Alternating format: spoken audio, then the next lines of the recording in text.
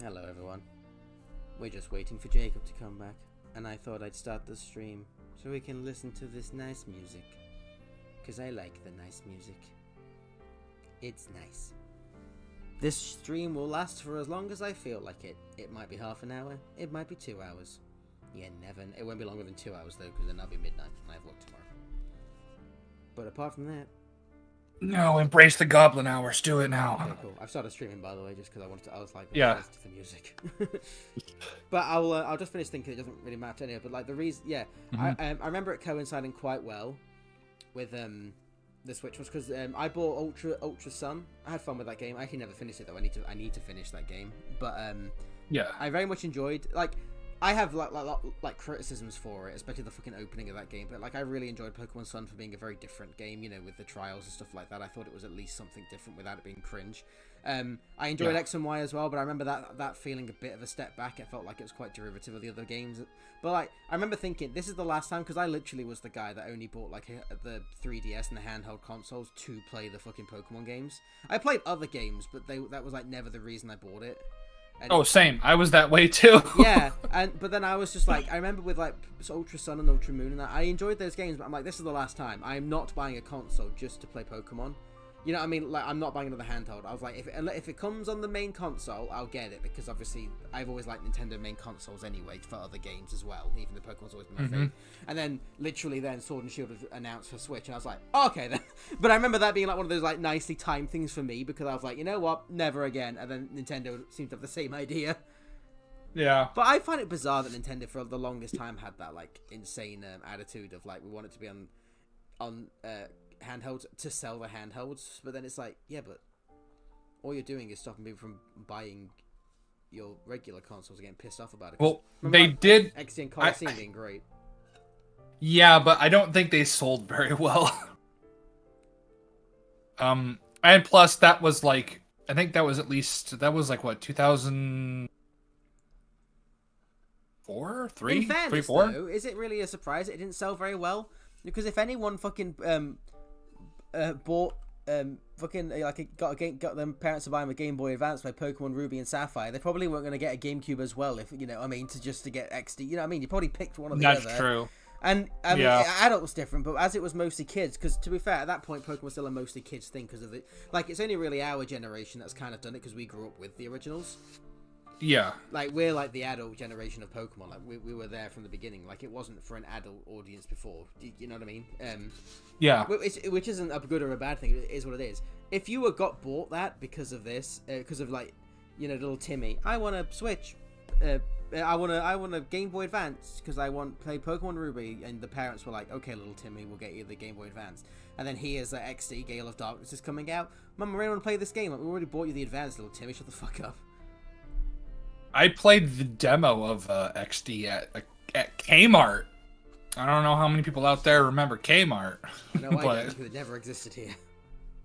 Yeah, but for all the Americans, like Kmart, they had but I'm pretty sure you had stores in England where there were like demo stations, right, for games. Yeah, but they were mainly like the actual gaming shops, but they did exist.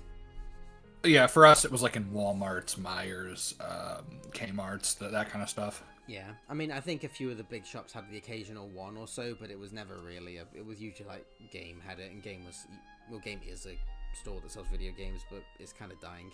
Anyway, I was just thinking, I fucking adore this music. It's just so nice. I'm trying to listen to it, but our conversation was kind of going over it. No, give me a second. Yeah.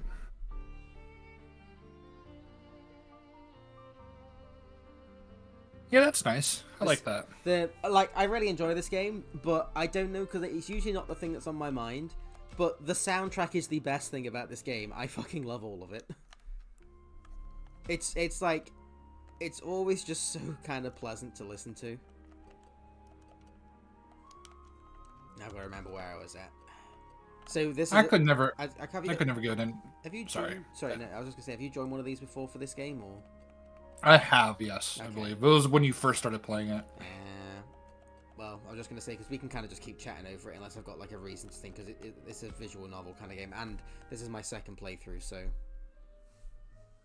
One, I could never get into Digimon. I've tried so many times, but I could just never get into it. Digimon's one of those things that I'm very mixed on. There's some Digimon content I love, and others that I kind of just find annoying. So, like, I love the original Digimon series, Digimon Adventure. Mm-hmm. It's great. And then, but like, and I liked the sequel series, not Digimon Adventure the second series, but I mean the actual like the spin-off sequel series, like Digimon Tamers was pretty cool. Yeah, with Davis. Yeah, yeah, that was the series too. Yeah, but Digimon Tamers was fucking very interesting, quite dark. It's quite Lovecraftian as well, which is really interesting. But after that, it really like fell off a cliff, which is why I think a lot of people felt that way. But then like they've started.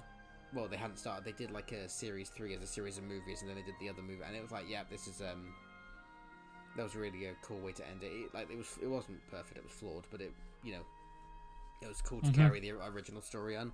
And I think that was it. It was a great like Digimon Adventure, the original series, is way better than it has any right to be. Like it's a fantastic story, and it's just bizarre that it was like obviously made as like to sell toys. But again, they cared. I mean, Japan cares about writing an anime, so they obviously wanted to make something good. But well, they care, and then you'll come across a time where they don't. Yeah, but I mean, I think it was like the people that made it wanted to make something good, not just wanted to make something. Is what I mean. Oh yeah, definitely. Even though it was obviously like what would you call it? Veered towards selling products, but they obviously they wanted to make something good as well. However, the games is where I never really got into Digimon. I've started to get into more Digimon games now, but I tried a few of the older ones and I absolutely was not a fan of them. Joe, I remember this one Digimon game. This kid on the bus when I was going to like, I believe it was Mackinac Island. It's this island like up in like the northern part of Michigan. That's whatever. But we're taking the bus to actually get to the city to where you could take the ferry over to the island. And he was playing this Digimon game. It was the Digimon. It was based off the Digimon series where like they did like a Power Rangers morph into the Digimon themselves. Oh, I never watched it, but that again, I think that was the series where I saw like the trailer for it, and I was like, no, this isn't Digimon. I can't remember, it was, but I know what series you're talking about, but I can't remember. Was it Frontier? I think it was Frontier. Yeah, I never watched the series. I just saw like adverts for it and maybe being like, yeah, this is totally not what Digimon is. Digimon's very much the idea of I mean, don't get me wrong. There's no reason it wasn't good. In fact, I heard some people that watched it said it has like good moments, but I feel that Digimon without the partner Digimon is kind of missing the point of Digimon.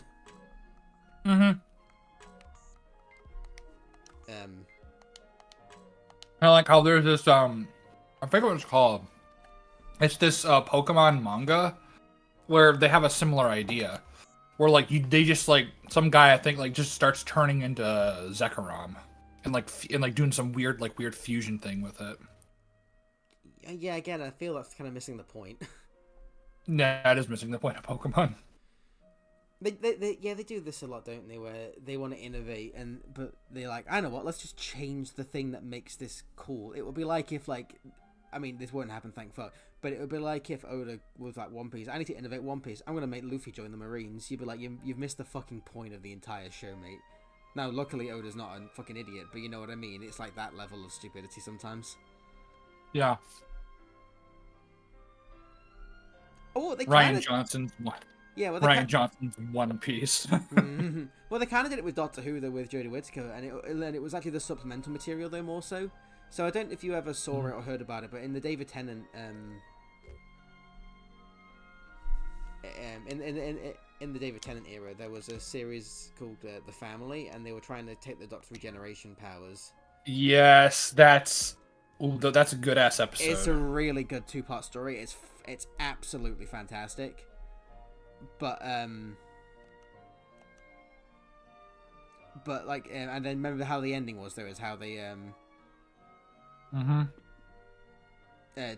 sorry, how he trapped them. He basically like trapped them in like time stations. Yeah, right? yeah. So he basically he trapped them all in like like different like aspects of being trapped forever. So one of them he wrapped in chains. One he kept as a scarecrow. One he trapped in a star, but the last one, the little girl, he trapped in a mirror. Yeah. But because she's a little girl, which is funny because she's not a little girl, she's taken over the body of a little girl. It's not actually a girl. You know what I mean? It's a fucking alien demon creature that's taking over a child. You know what I mean? So I don't fucking understand why. But this is when you fucking don't pay attention to the story. You just do the most surface level interpretation of just like, this was on the screen, therefore that's all it is. In a comic, the 13th Doctor, she basically frees a little girl and forgives her and blah blah blah. And you're like, you fucking like missed the point of what that was. Yeah, you have missed the entire point. Because the entire point was that like the Doctor gave them what they wanted, immortality. It was just in a really like, you know, depressing way. Yeah. And then also, weirdly enough, he frees the one that he did like the least shitty to. Because the mirror trap one was kind of the least trapped as well, because she could, you know, be seen and can move around in the mirror and stuff like that, whereas the others were really fucked. Yeah. But like, I don't know,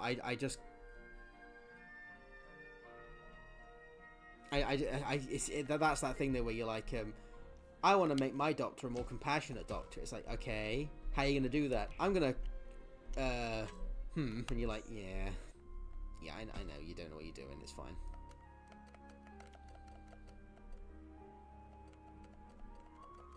But it's kind of baffling to me. Yeah, it is pretty baffling. It's my boy. The kid that I saved isn't on this one. I guess, though, to be fair, in the original story, he's not meant to be here, he's meant to be dead. So the reason I'm doing a second playthrough, by the way, Jacob, is because on my first playthrough, 2 characters die. But on your New Game Plus, you can do things to save them, and I've saved the first one. Nice. And it gets you like a true ending. Basically, there's 3 endings, and they're all like their own different shades of fucked up. In the original, on your first playthrough, but if you play again and save everyone, then you can get like the true ending, and that's kind of what I'm just seeing what would happen. So right now, I'm still kind of replaying stuff with little differences. But I've heard like the final like third of the game is like completely different. But I'm still not there yet. I'm on chapter 5 of 12, I think. But this is set up for the next arc, because at the end of this chapter, another character was meant to die, so I need to see how that plays out when I save them. And how they die is they bully their rabbit so that it evolves into an evil rabbit and it eats him. It's pretty fucked up. Oh my god. Yeah, it's actually... I mean, there's actually like a pool of blood on the screen, like where they've died. You're like, oh Christ. Jeez, that's This game does have a dark tone, which is very, you know. Well, I mean, I think it's obvious with the fact that the kids can die. On my first playthrough, I think 4 of the kids died, which is normal. I think anywhere between 2 and 4 of them can die on your first playthrough. It just depends on which ending you go for. But 2 of them always die.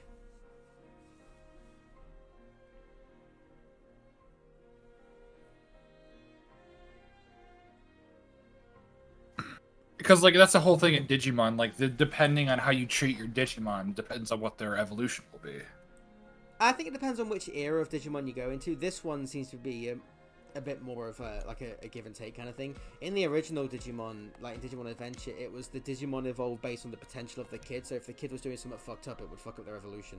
So like when Greymon evolved into a Skull Greymon, it was because Tai was basically trying to force the issue, if that makes sense. So he was he was making Agumon eat all the food so that he didn't want to have the energy because he thought he didn't want to go to Ultimate. He also purposely put himself in danger to try to force the evolution. Do you know what I mean? Like he was doing stuff like absolutely recklessly and kind of kind of zapping sort of like the sabotaging the others kind of potential to try to help his own. And here's the thing: it came from a good place. That was why it was a really it was a really good storyline.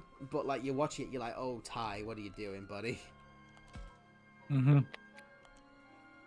Which of course made like the whole transformation to Metal Greymon like all the better, because like this is what it should. This is what it should. Yeah, it was be. a really cool thing. I mean, Digimon, like I said, the first original Digimon Adventure is way better than it kind of has any right to be. That's like I keep saying it, but it's like it's kind of true. I've rewatched that show quite a few times. Go, okay, this time I'm gonna find more issues. I'm like, no, they're all like the small issues are like they're all most of them are really small. It's bizarre how well written that fucking first series is. And I'm Say happy for, like, about the, it, but it's just weird. Yeah. Yeah. It is weird to go back and you watch this thing. It's like, all right, this is a dumb show from my childhood, and you're like, oh wait, this is actually better than Well, I thought I it was was. I was rewatching it, and I was just like, okay, this is the dumb show from my childhood, like, and I was like, let's rewatch it and find all the flaws. And I found more, but I basically got to the point where I was just rewatching it because I was just enjoying the show.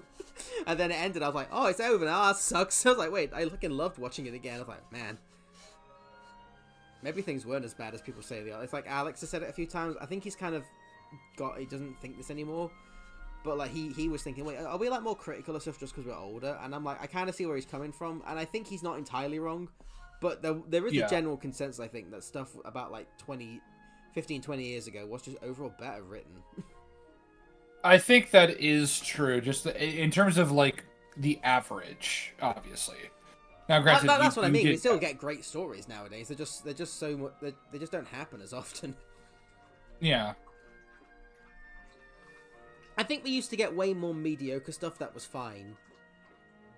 Yeah. Now which we of don't course, get that. Yeah, there's very little in terms of like in the middle. There's like, it's mostly crap with the occasional gem, whereas before it used to be mostly fine, and then you'd occasionally get something amazing or shit.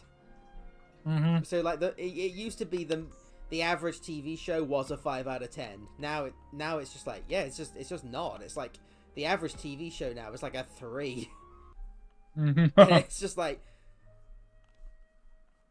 what a shame. I can't really, there's nothing else to say. It's just like, man, it's just a shame that like, well, again, people think that propaganda is like engaging, and it's just not, especially with the internet and how well educated the like Western culture is, especially with it being like, yeah, people can kind of spot that stuff now. Yeah. It just doesn't. Hey, Max. Oh, sorry. I'm sorry. At number 4.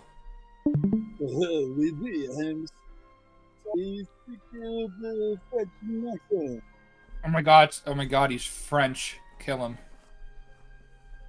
From the Fortune Duck. I'm streaming Here on... Yeah, we're streaming the Digimon. Digimon. Digimon. Digimon. Digimon.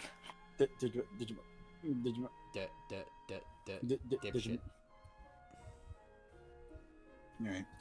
Hey, would you look at the time? It's time to do. Digimon. I fucking love that meme where it's just like, hey, would you look at the time, and every hour on the clock just says duel. I saw a variation. I saw a variation of it where they all had the D's and like 11 o'clock was duel. Pretty funny. I like the abridged one where when he just goes, "It's time to die." When he's like, "Oh no." Or like one of the eye catches where like Yami glitches out.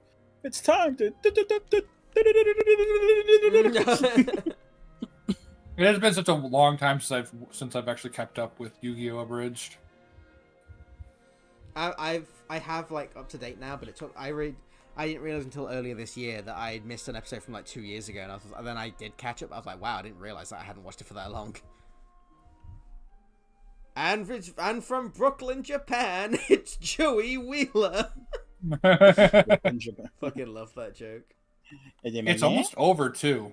Like Digimon, like Yu-Gi-Oh! Abridged Digimon. is almost over. He's gonna do Digimon Abridged next. So, Asa, what do you think about my theory Which one? that Rob Lucci is one of King Cobra's lost children? All right, I'm gonna post it in there, so Jake, you can take a look and decide for yourself. Tell me if these characters look alike. Is it going to be in the One Piece chat or the call chat? Well, it is in the One Piece chat, but I'll post it in the call chat. Okay. Give me a sec. Listen, all right. I've only gotten a couple more episodes into Drum Island. I don't. Yeah, okay. Well, I mean, it's not spoiler. Just look at the characters. I can see it a little bit. Because, like, look at the hair, the facial hair, the eyebrows, the general, like, facial structure. It's weird how oddly close they are. I know, like, Oda has, issue differentiating women, but it is weird how in this instance that like I saw side by side of them just randomly, and I was like, wait a minute, why do they look alike? And you can't really see it, but Rob Lucci, the guy with the top hat, you could see his hair is almost the exact same as King Cobra's. Is Rob Lucci the guy that turns into the giraffe man? No, Rob Lucci at the cat fruit. He's he's the cat. He turns into a leopard. Mm-hmm. Is it a leopard or a jaguar? It's a leopard. Okay. Do they say like actual like leopard fruit, or he just says he's a leopard? No, it's the cat fruit. Leopard. It's a cat. Okay, cat fruit and leopard. So like leopard edition, I think, or something. Okay, so like it's a cat fruit. So like there'd be one turns you like a lion, a cougar, I mean, a tiger. we have only seen the leopard one, I think, but in theory, I was gonna say one of the. Oh yeah, wait, no, that guy's a wolf. I was gonna say we've had 3 dog fruits. Really? Yeah. Who's the? Okay, so the CP9 guy. I don't remember his name. Yeah, we've had the gun that ate the Dachshund one fruit. The what? The gun that ate the dog fruit. The gun that ate the. That's Alabaster. Okay, I think you're fucking with me. I think you're trying to be funny, because I don't remember that shit at all. You don't remember Mr. Four with his baseball bat, and he had his dog? Oh, okay, I remember that. That was a gun that had the dog fruit. I know, it's retarded. Who's the third one? The third one is Kaido's son-daughter thing, who had the mythical dog fruit. Ah, okay, Yamato. Yeah. I like Yamato. But that's one of the mythical dog fruits. But yeah, there's Listen, did you know that Yamato is actually a trans person? No, they aren't. Well, I just want to nestle in Yamato's titties. I don't give a fuck if male or female. I'm in fair. It's so basic when they you can tell they haven't watched the show. I know, it's retarded. I haven't watched that arc, and even I know it's not true. Well, you can tell by looking at them. They don't dress as a man. Mm-hmm. Do you know what I mean? Like, they obviously aren't. It's just like, there's a culture thing in One Piece and with Kaido and stuff like that, so it makes sense. It totally makes sense in the show. It's not cringe, but why the fuck did Twitter cringe lords come out? It's also a very fucking common Japanese thing. It really is. Yeah, I know. It happens a lot. It happens in Persona fucking 4. The detective chick. Yeah. Her dad wanted a fucking son. Yeah. Like I said, that happens a lot in Japanese media. Yeah. But don't you understand? Naoto is also trans. No, get out. Also weirdly, massive titties. What's up? Discuss. Why are boys big boobs? I think it's the whole idea. It's like they dress like a they keep their identity hidden, right? And once and they kind of want the initial shock, so they kind of give them boobs that like are pretty big, so that way, like when it's revealed, it's like, Jesus Christ, how are you keeping those fucking tapes down and not hurting yourself? Holy shit! I think that literally they make that joke in Persona 4. It's like, wait a minute, because all the girls have like a bath scene, and then they go, oh my god, Naoto has the biggest titties out of all of us. Oh yeah, I remember that being weird. That's another game I need to get back to playing. Persona 4. And she just looks so cute. She's like, can you like not look at them? Could you not look at these mistakes? I'm supposed to be a boy. She just cries. No wait, this is post Persona bullshit. So she's actually fine about. She's over it. Well, yeah, like at the end of the game, which I think you max out her social link, she's like, "No, I'm a woman. I'm fine with that." Yeah. Yeah, and which explains again, Japan is based. They see that this is an issue. Yeah. Well, because obviously it's a fucking thing of like mistaken identity. Like, yeah, you can't really. Well, yeah, like in real life. This is such a weird thing to say. It's like, yeah, you can't really change who you are, but it is what it is.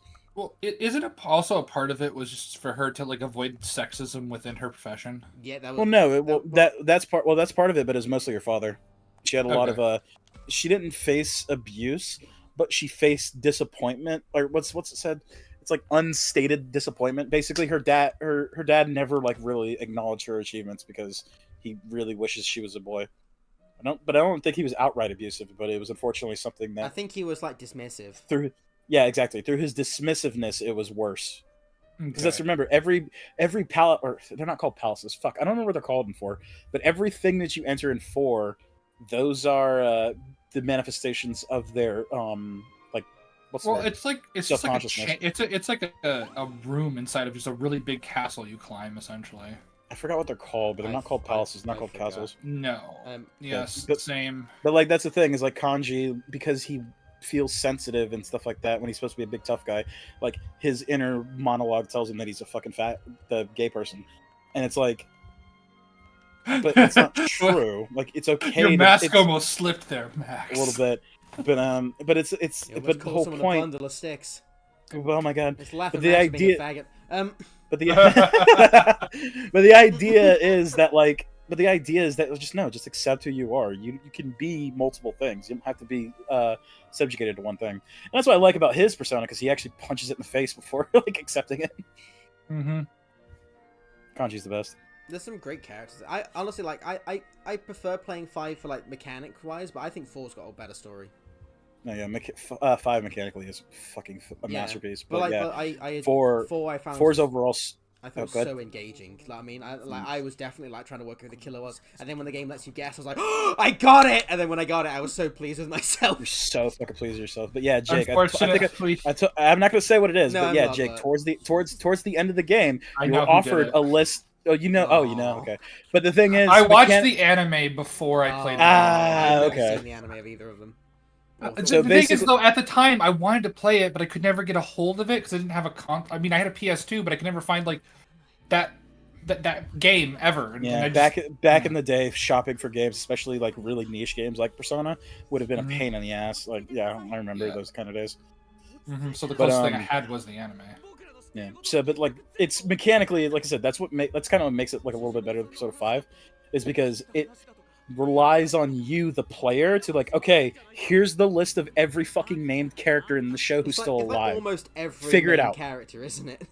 Yeah, it's every fucking character who's still alive. It's crazy. It's like 4 pages of fucking names, and it's like, figure it out. You know who it is. Here's all the fucking clues. You know who it is. Do it. I hope you saved before. I hope you saved before this moment, because you choose wrong, game over. I was so happy with myself when I got it. You do. Well, I did fuck it up. I did fuck it up the first time because I didn't think about it properly. I thought it was this person, and I was like, fuck. And then it clicked, and it's like, oh no, that's who it was. Fuck, damn it. I think I actually guessed who it was. The act before that one, if that makes it. You know, when everything kicks off with your sister in that. You know what I mean? Yeah. It was the person, the act before. The cousin. Yeah. Mm. Well, she's your little sister. Yeah, she's your little sister. She's essentially your little sister. What was her name? Nanako? Nanako, that's right. Because she has a similar name to Naruto, so it fucks me up. But yeah. Oh, there's quite a few characters in Persona 4 that have very similar names, actually. Right. Mm-hmm. I remember her name simply because she just gets excited when she watches a Juness fucking commercial. Oh, that was great. A Walmart commercial pops up and she gets hyped. I think that's everything's better at your Juness. I think that's the thing that Persona does well in general. Like 5 does it as well, but like the characters are so well realized. Yeah, they're fucking people. It's weird. It's crazy. Although I hear in Persona 6, apparently, one of the romanceable interests is like a single mom or whatever, and I'm like, hell yeah. I mean, come on, dude. In Persona 5, you can fuck your teacher. And your doctor. You should have been... Sai should have been on the table. Like that's... Sai should... Yes. Sai was the objectively best choice. Have they said... I mean, wait, because didn't Persona 5 take like forever to be made? Yeah. What do you mean? Oh yeah, but I didn't play that game. Well, there's like some. I think there's like just some concept art and some certain things. It won't be out until 2040. I think it's all. I gotta double check, but I think it's all the same team. But Shin Megami Tensei 5 just came out on Steam, like literally a couple weeks, like last week. So if you want a Persona fix, but we'll warn you, Shin Megami Tensei is a lot harder than Persona. I think. Oh yeah, I mean, 3 to be fair as well before. Persona used to be called Shin Megami Tensei Persona. Yeah, Shin Megami Tensei Persona 1 and 2, and then it just went to Persona 3. Also 3. I believe 3 was also had the SMT logo on it. I'd have to look it up, but I'm pretty sure it was just 1 and 2. Let me check, because like there were multiple releases of it. I think Fez was just Persona 3 Faz, but I think like just the Yeah. OG Persona 3 was. Yeah, had that yeah, you're too. right. The OG Persona 3 was Shin Megami Tensei P3 Mhm. SMT. Which I actually have the reloaded for Persona 3 like in my wish list, but it's like $70. Yeah, I don't. I have it in mine as well, but I've not bought it yet. only have Persona 4 and 5. I need to finish Persona 4 first. I want to. It is weird how you're going from 5, 4 to 3. Five's the first one I played, like just because I bought it on like kind of an off, I took a chance kind of thing. I was like, this looks interesting, I'll play it. But So- loved it. Got So obsessed. Jake, Yeah. Jake, you said you didn't play Royal, right? No, I didn't. I didn't. And Thing is, at the Acer. time, I didn't know there was. Yeah, you didn't. Yeah, you didn't know. Ace, did you play Royal? Yes, Okay. I played 5 and Royal. What do you think about that final dungeon though?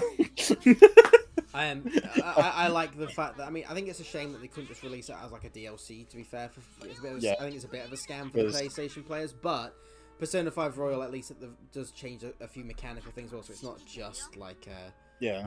it isn't Adds just a- like there's an extra. Isn't it like your guns Adds a reload few- after every They fight? completely changed Yeah. the mechanics as well about how the guns It's- operate. oh my In the first game, they were kind God, of fucking that shit. worthless.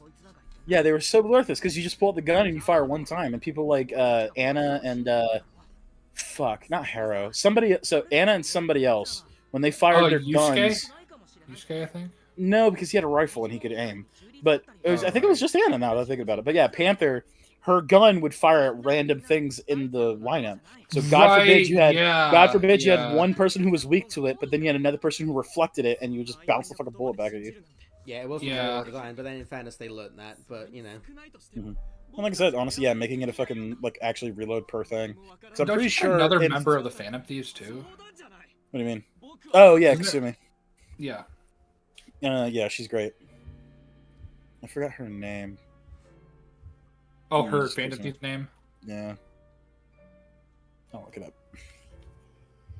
I like all the Phantom Theme names. Look at Gold Joker. It's I don't know. Morgana just got a bit creepy with the like Lady Anna sitting inside me. I'm just like, okay, Hey man, birds gotta swim. I get it. Cats I gotta understand it. I'm not saying he's wrong. I'm just stop it. You're a cat. Gross. swim. Well, to be fair, didn't know they were a cat. I think that was such a weird. Oh thing. yeah, they thought that they were. He thought he, she, it, they, them, zim, zer, zemagador, dibrador thought that they were a human. So. Her code name was Violet. Oh, nice. I like that. Oh, so his name was Ren. Okay. Fun fact: the MC's name is supposed to be Ren. Ren. I named mine Hawk Hogan. I named mine Sir Baller. His first name, sir. Yeah, it's so Baller, fucking would you funny. please? It's like, when they're like, Baller, would you cunt. please answer a question? They'd be like Baller cunt. Kun. Yeah. And then every so often it'd be like they'd just be like Sir. So cool. I think. Oh my God, that's right. It's like sir, or Kun Kun. Like, well, yeah, it was always weird when someone said Hogan Kun, and I'm like, oh, that's right. I'm Hawk Hell yeah, Hogan. hell yeah, brother. I know in Persona 4, I slur named my character. It was like, sex offender registry or something like that. Oh God. That's great. But it was backwards. It was like weird. It was like sex offend or the registry sec or something like that. I can't. Something like that, yeah. It was funny. Load it up. Just see what it was. Yeah. I'll load it up. You got one of those computers I've heard so much about. I know, right? It's a computer. I hear that like if you plug a weird like pair of glasses in, you can pretend that you're like I don't know, have a girlfriend or something. And who would want to do Ooh, that? new scene. I mean, I would. This guy should be dead, by the way. Oh. I saved him in this playthrough. Because it's the second playthrough, or because like you just did the thing? So I'll just explain it to you. Quick, explain it to Jacob. Is Well, no, you can watch it. No. now and then. What I mean is just because I think it's a really interesting. In your first playthrough, two characters basically you can't really help them. So they die, and it basically makes you realize how fucked up the world is. On your second playthrough, there are things that you can do that can make to try and save him. And I did it on this playthrough, so now he's alive. So when he gets added into a scene, I'm like, oh shit, new content. Right. And I really like this character now because he goes completely mad and then dies, and you're like, oh fuck. But in this one, he's like he's got over his like mental like breakdown, and he's like now a really interesting character. Cool. And you guys play that Attack on Titan game, the second one? No. No, I heard it was fun, but never played it. It's really cool. It also has like, because you're playing as a made-up OC, it basically lets your character make relationships with certain characters, you know, like Anna or Reiner, and like you can kind of like influence certain like side missions and basically uninfluence them, which unfortunately the climax of the game is the battle against the Beast Titan in the in what's that city called? I can't remember what you mean. Are you I think it's is it Tross? Where what's his face dies, the commander. Oh, that's Wal Maria, right? Well, something like that. But basically, fucking Aaron's hometown. Yeah, I know what you're talking about. The final bit of that in the game came out before the actual episodes came out, so like it had to make its own thing. So it kind of right, yeah. And unfortunately, as we know at the end of that episode, some shit goes down and some Revelations happen.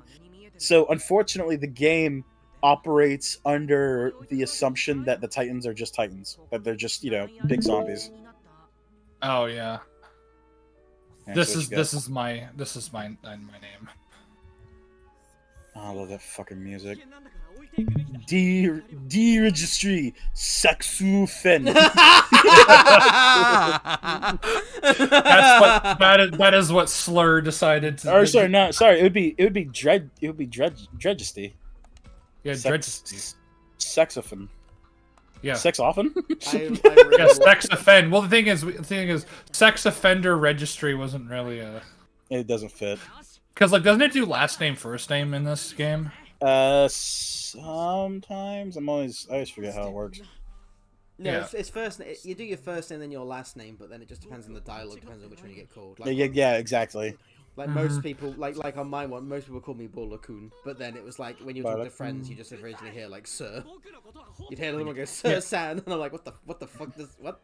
Yeah, because here it's like we wanted to be sex offender registry, so we just had to. It's like God damn it. Yeah, that's Slur. So like I let him name my character, so you know. Amazing. Let me just I'm just gonna unshare. There we go. Dun, dun, dun, dun, dun, dun, dun, dun, dun.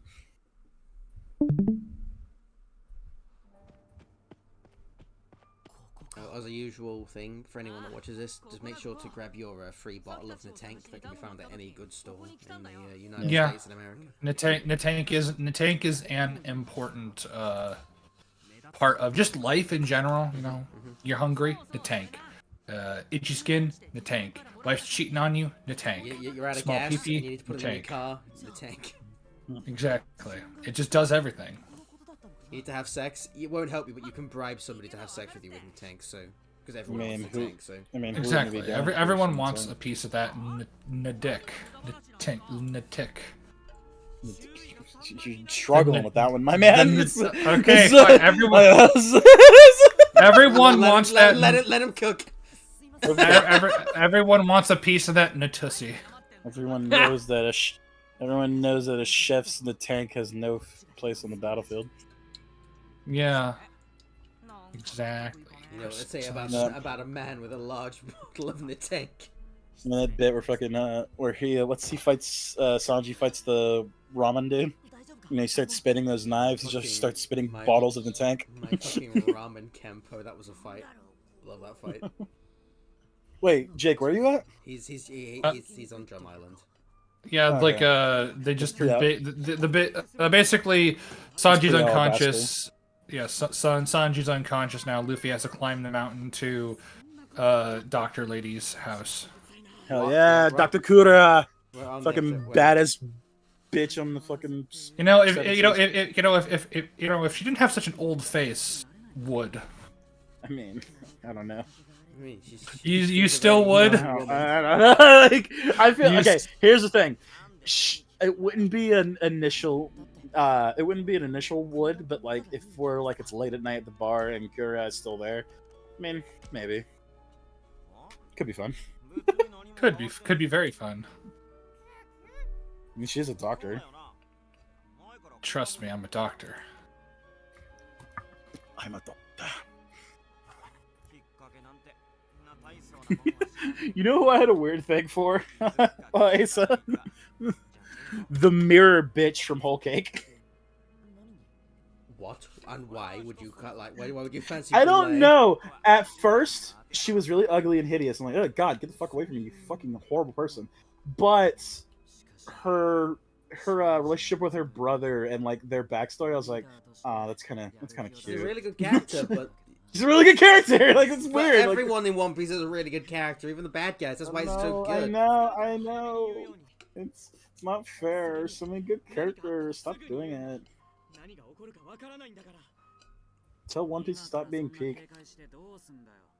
My favorite thing to do while watching. I did it with Alex all the time as well, but I'm doing it with Izzy now as well. Whenever like a scene happens and I know it's important, I'll just go, remember that it's important. She'll go, nothing happened. I'll be like, you'll regret saying that.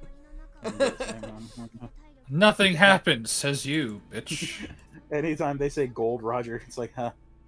It's like her looking at the screen and blinking whenever she sees Bon Clay. I'm just like, let him cook. Okay. Oh yeah, dude. Fucking, I watched the beginning of Impel Down. I watched the beginning of Impel Down with fucking Wyatt, and he's like, oh my god, this character. And I forgot who it was. It was me and Lion, and we were both like, oh, you're gonna fucking eat your words by the end of this arc. Me and Lion were doing it with Alex during Alabasta when we obviously Mr. Two's in it and stuff like that. And we were just like, Alex kept saying like, oh my god, and we were just like, how dare you badmouth our boy. Get out of here! You leave Bon Clay alone. He is going to be the best fucking friend He's the you've ever best seen boy. in your life.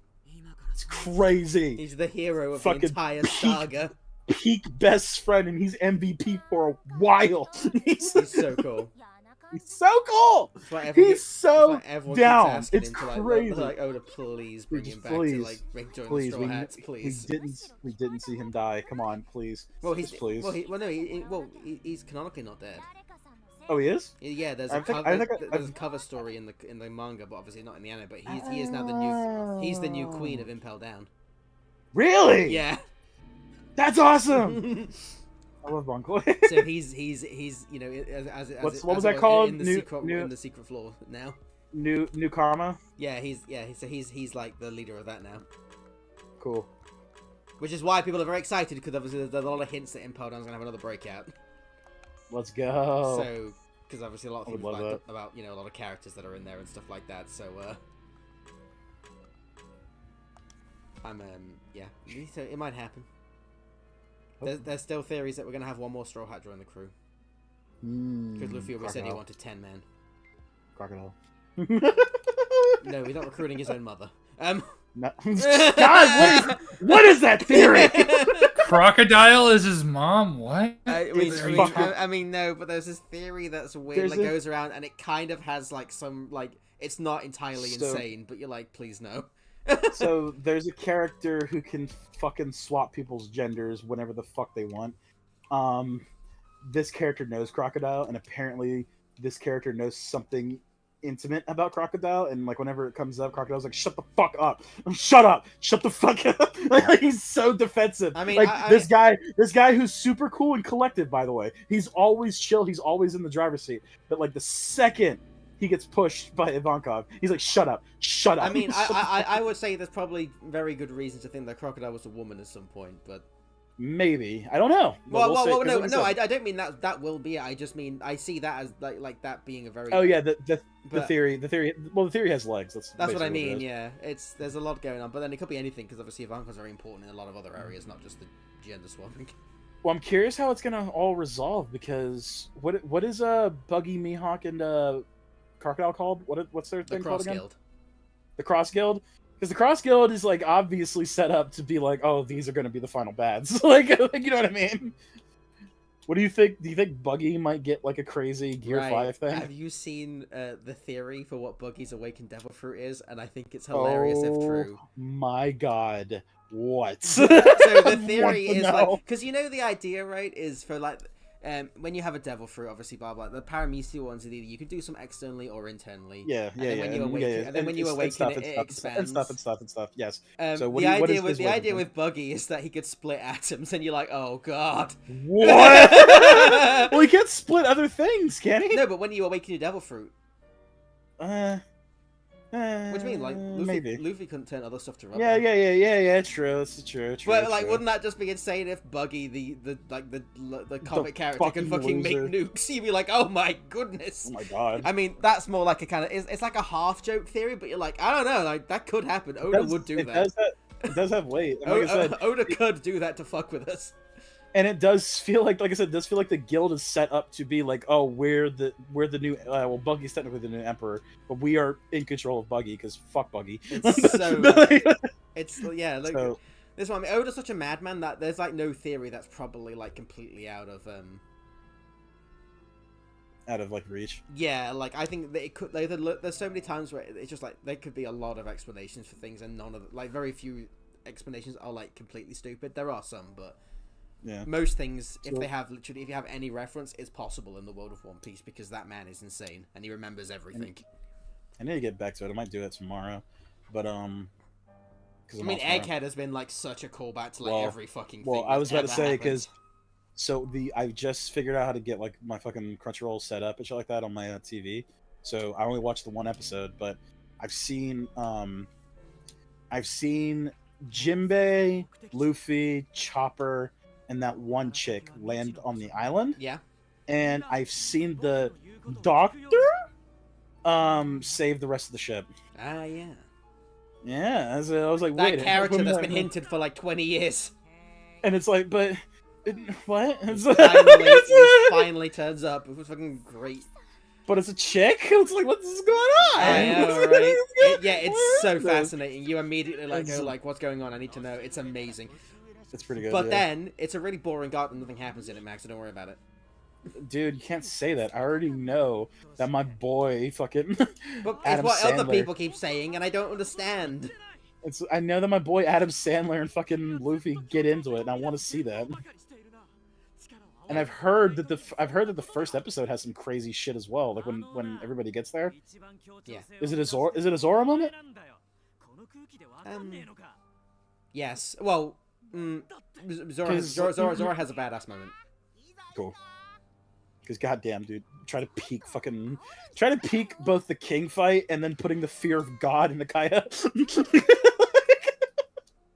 That's something I always forget. It's like there's a moment where Kaido sees Zoro and goes, "Wait a second, wait a minute." I don't want none of this smoke. You are literally built different. Who the fuck are you? Kaido's so much fun. He's not peak villain, but man, he's a lot of fun for what he is. I'd say Kaido's better than any like bad guys in One Piece. You know, like that aren't actually. I don't care for Wapol. Oh, but I like Wapol for like the arc it's telling. He's fucking. I like.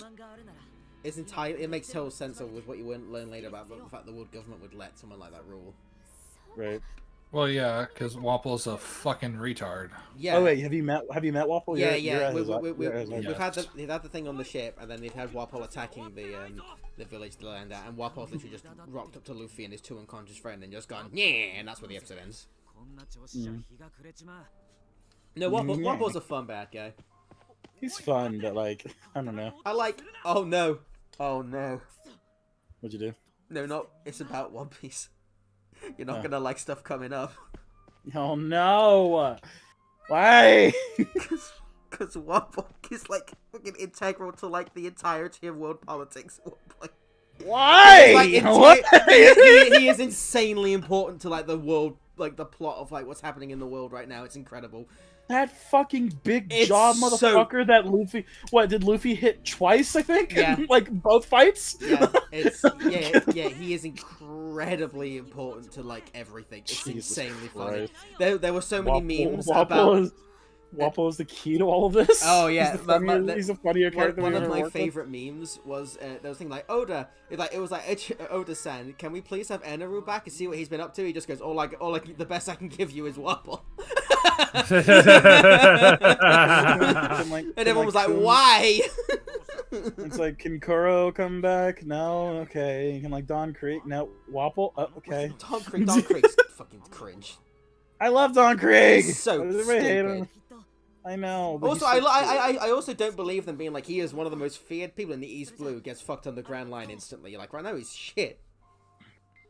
I mean, it's in the Grand Line. Oh, I thought East Blue was supposed to be like built up to be like the shittiest yeah, it is, but the people are like terrified, and they're still like, man, he had like a massive fleet, and he's like, yeah, but he's like, you lost on the Grand Line like immediately. I mean, he had a massive fleet, but then he fucking came across fucking Mihawk.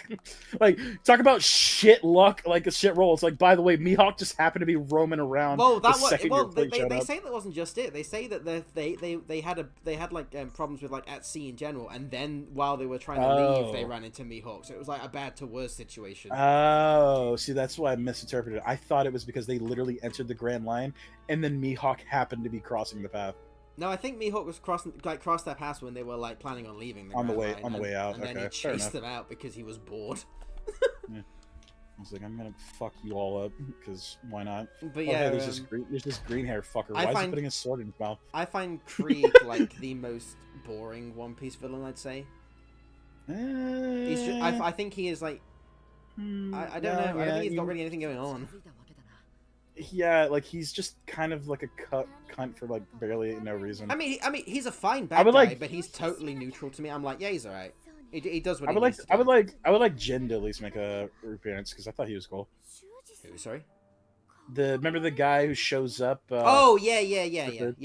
I've always wondered, but I mean, most people just assume that he's dead, unfortunately. But I hope not. I hope he will. Wait, why? Because he was poisoned. Wait, Jin was poisoned? No, I thought he was poisoned, but he just carries Dawn right off the battlefield like way later. He took the poison. He didn't get a cure, and it was like, and he said like when he left, he said, I'm probably gonna be dead soon, but I want to go to the Grand Line. But that doesn't mean he is dead or anything. It's with fucking Oda. Yeah. But like he might just be dead. Unfortunately. I was about to say, what was his name? Pell. If Pell could survive something, like, you know what I mean? It's kind of open season for a lot of characters. Yeah, but like since then, Oda's not done it. But then obviously, Jin happened really early on, so maybe. But we'll see. Yeah. I mean, I agree. I hope so because I find him an interesting cat. He's like the best.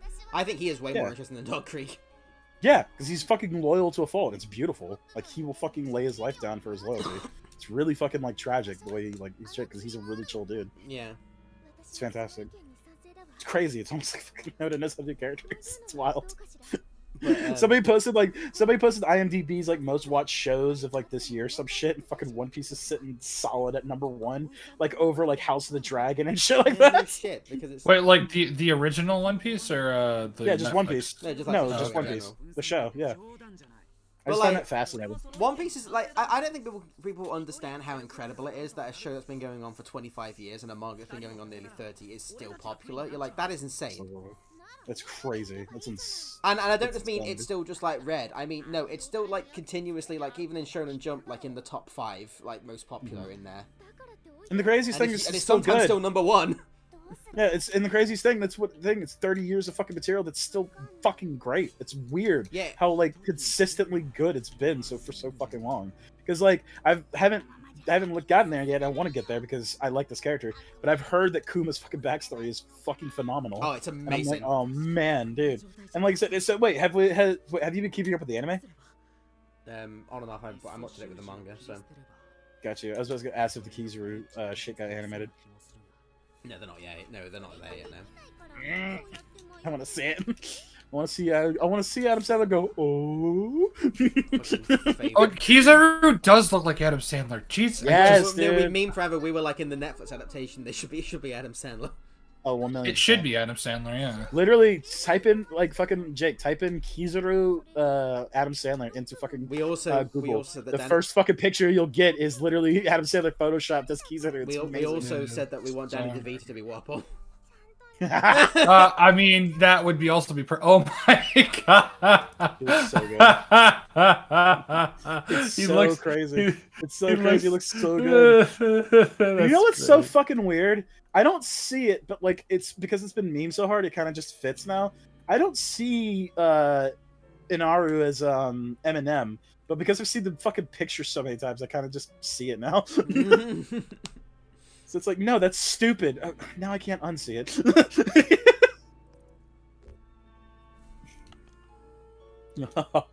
Oh, banana. I fucking love the shocked face. I don't want to spoil what happens, but like when Alex finally heard the line, he went, "Oh, of course." The fuck is rubber? Okay, it's such a good little story. What are you saying, you stupid bitch? That doesn't make any sense. I'm God. And to be fair, I love Skypiea so much. And to be fair, his power is pretty fucking busted.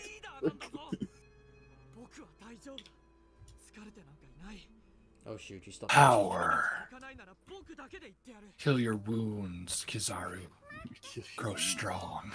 Now Kizaru would be going, oh? Did you just cut me in half?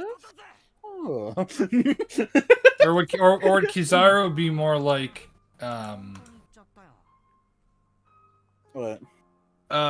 Shit, I'm trying to think of a reference from Jack and Jill. I can't remember. Al Pacino? Yeah, what is it? The Dunkachino? What was it? Dunkachino.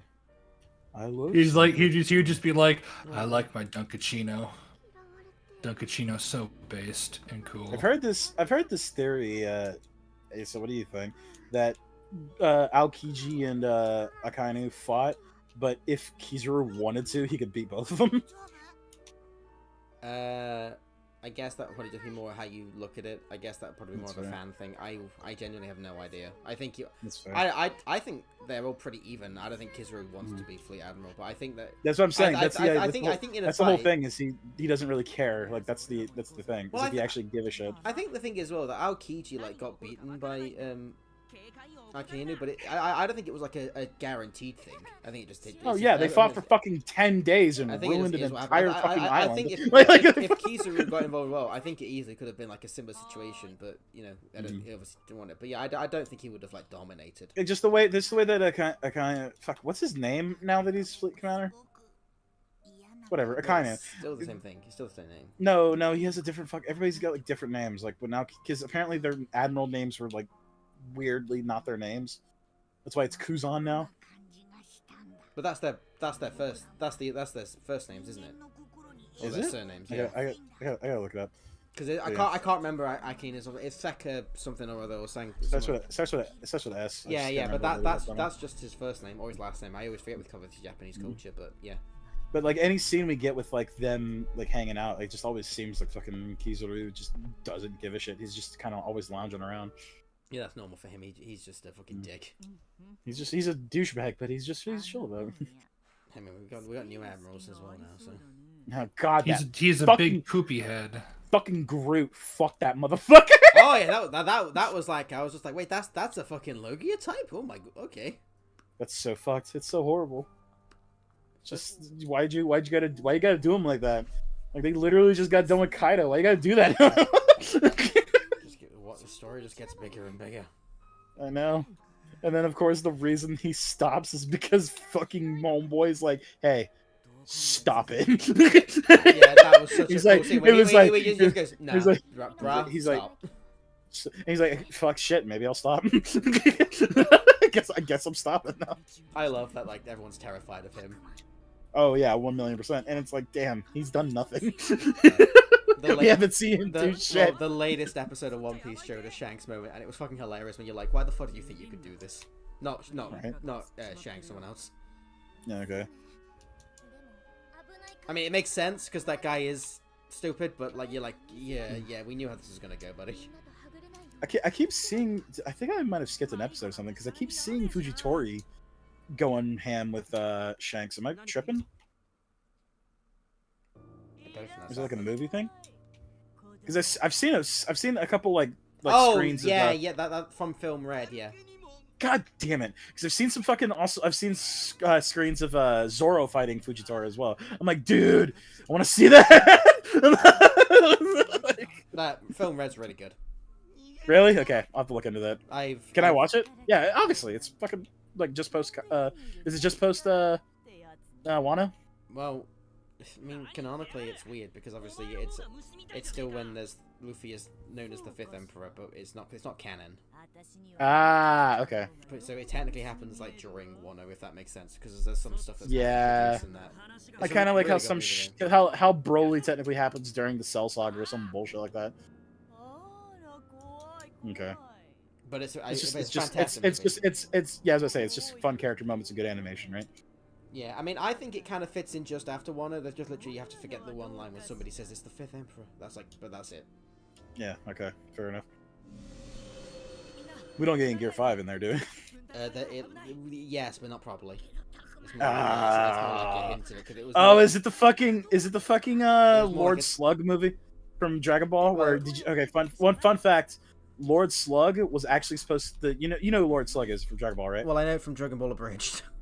Okay. Well, the fucking anti-Piccolo guy, and you know Yeah. how. So you've seen the Abridged, and you saw how Goku like looks like he goes Super Saiyan. Yeah. That's because that was supposed to be Super Saiyan. Yeah, that was. So do we have like a situation like that where it's like, oh, the movie's supposed to show Gear 5, it's like, but it's like something else in a weird No, way? it does show Gear 5, but it's more of like a teaser for the show because it came out like about 9 months before it came out in the anime, Gotcha. and I think like 6 months before it came out in the manga. Okay. Well, actually, no, I think it had already come out in the manga, but like when they were making the movie, it hadn't come out yet. If that makes sense, but Yeah, it hadn't been animated. But they'd yet. been given it by Oda because Oda gave him permission. But he was like, "You're just teasing it though, because of obviously, because You hear the otherwise it wouldn't drums? make any sense for Luffy to do this properly." You're Gear just a little tease. But it wouldn't Do you make hear the sense for drums? Luffy to be Gear 5 in at that point, you know. Yeah, obviously. But do you hear the drums? I don't remember. I think you do. Okay. Or wait, maybe you don't. Maybe I think you might see the swirl of the devil fruit like you do, you know. But I Yeah, can't gotcha. remember. I've not analysed that scene or anything like that. Maybe you do. I'll have to look. It's a fun movie, though. Because the Like a really, it's fucking drums. really enjoy. Me and Drums Alex. of Okay. Drums of Liberation, man. Like, Mm. it's just drums, but oh my god, it's such a great song. Well, me and Alex saw that movie in the cinema, and it was really fun. Okay, I'll have to look into it. It was quite interesting. Look, obviously, at that point, Alex then was still like was like nearly finished Danny's lobby at that point. He's just like, Oh wow. so yeah, it was pretty it was pretty wild, especially when one of the when Luffy like activates his haki. Alex goes, "What's that?" I'm like, "Just don't worry about it, Alex. You Don't just worry accept it." Like you You can't just, you explain just it. lean over. You just lean over. He's like, he's doing blackface. He's like, what?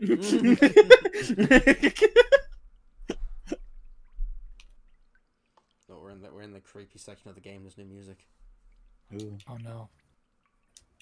and we're in a sewer. we truly are the thriller bark. I love Thriller Bark as well. So fucking funny. I love One Piece. It's kind of crazy. It's kind of wild, man. But the reason I say stuff is because people go like, "Oh, those arcs are the bad ones." I'm like, "There's no bad arcs in One Piece. There's just some that are yeah. better than others." Like like there are Oof, there are like universally amazing arcs that are just like a perfect like Enies Lobby, Marineford, Dressrosa. So wait, are we talking about just? Are we talking about canon arcs or just arcs in general? Well, I mean, You know what really pisses me off that this was non-canon. Okay. I found this out later. Post Skypea. What's that called again? Oh, the G8. Yeah, that was a really great arc. Yeah, I love that. It's the best filler, and but it doesn't like the fact that it's like it really doesn't feel like filler. It's so good.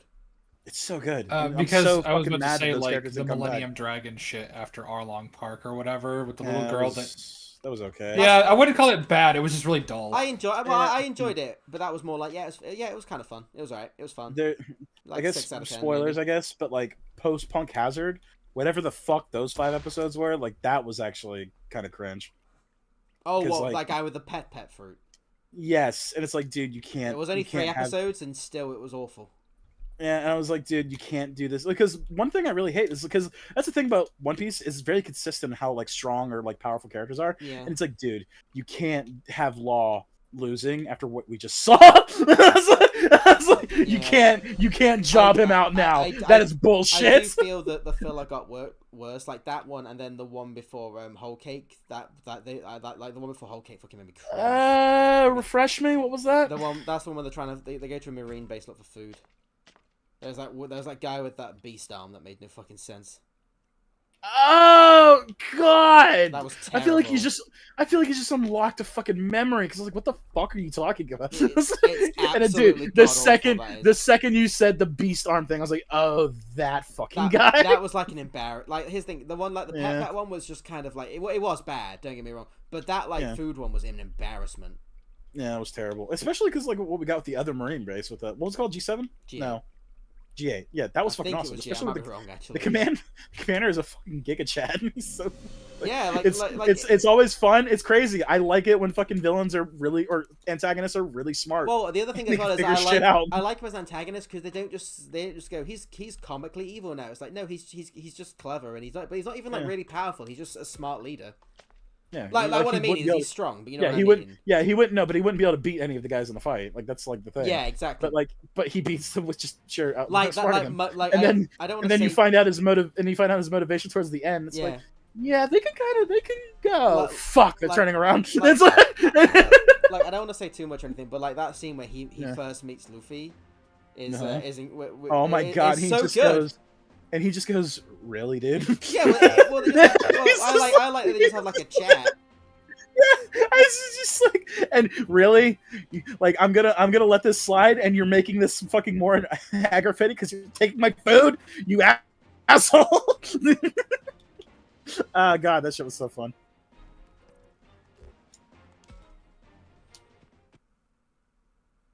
But, yeah, as I say, are there really any major arcs that are like kind of bad? Because I'm kind of like going through them in my head. No, like I said, I have arcs that I think are more like I guess okay, like they get to basically One Piece goes from good to amazing in my opinion. So there's some arcs that are just good rather than amazing.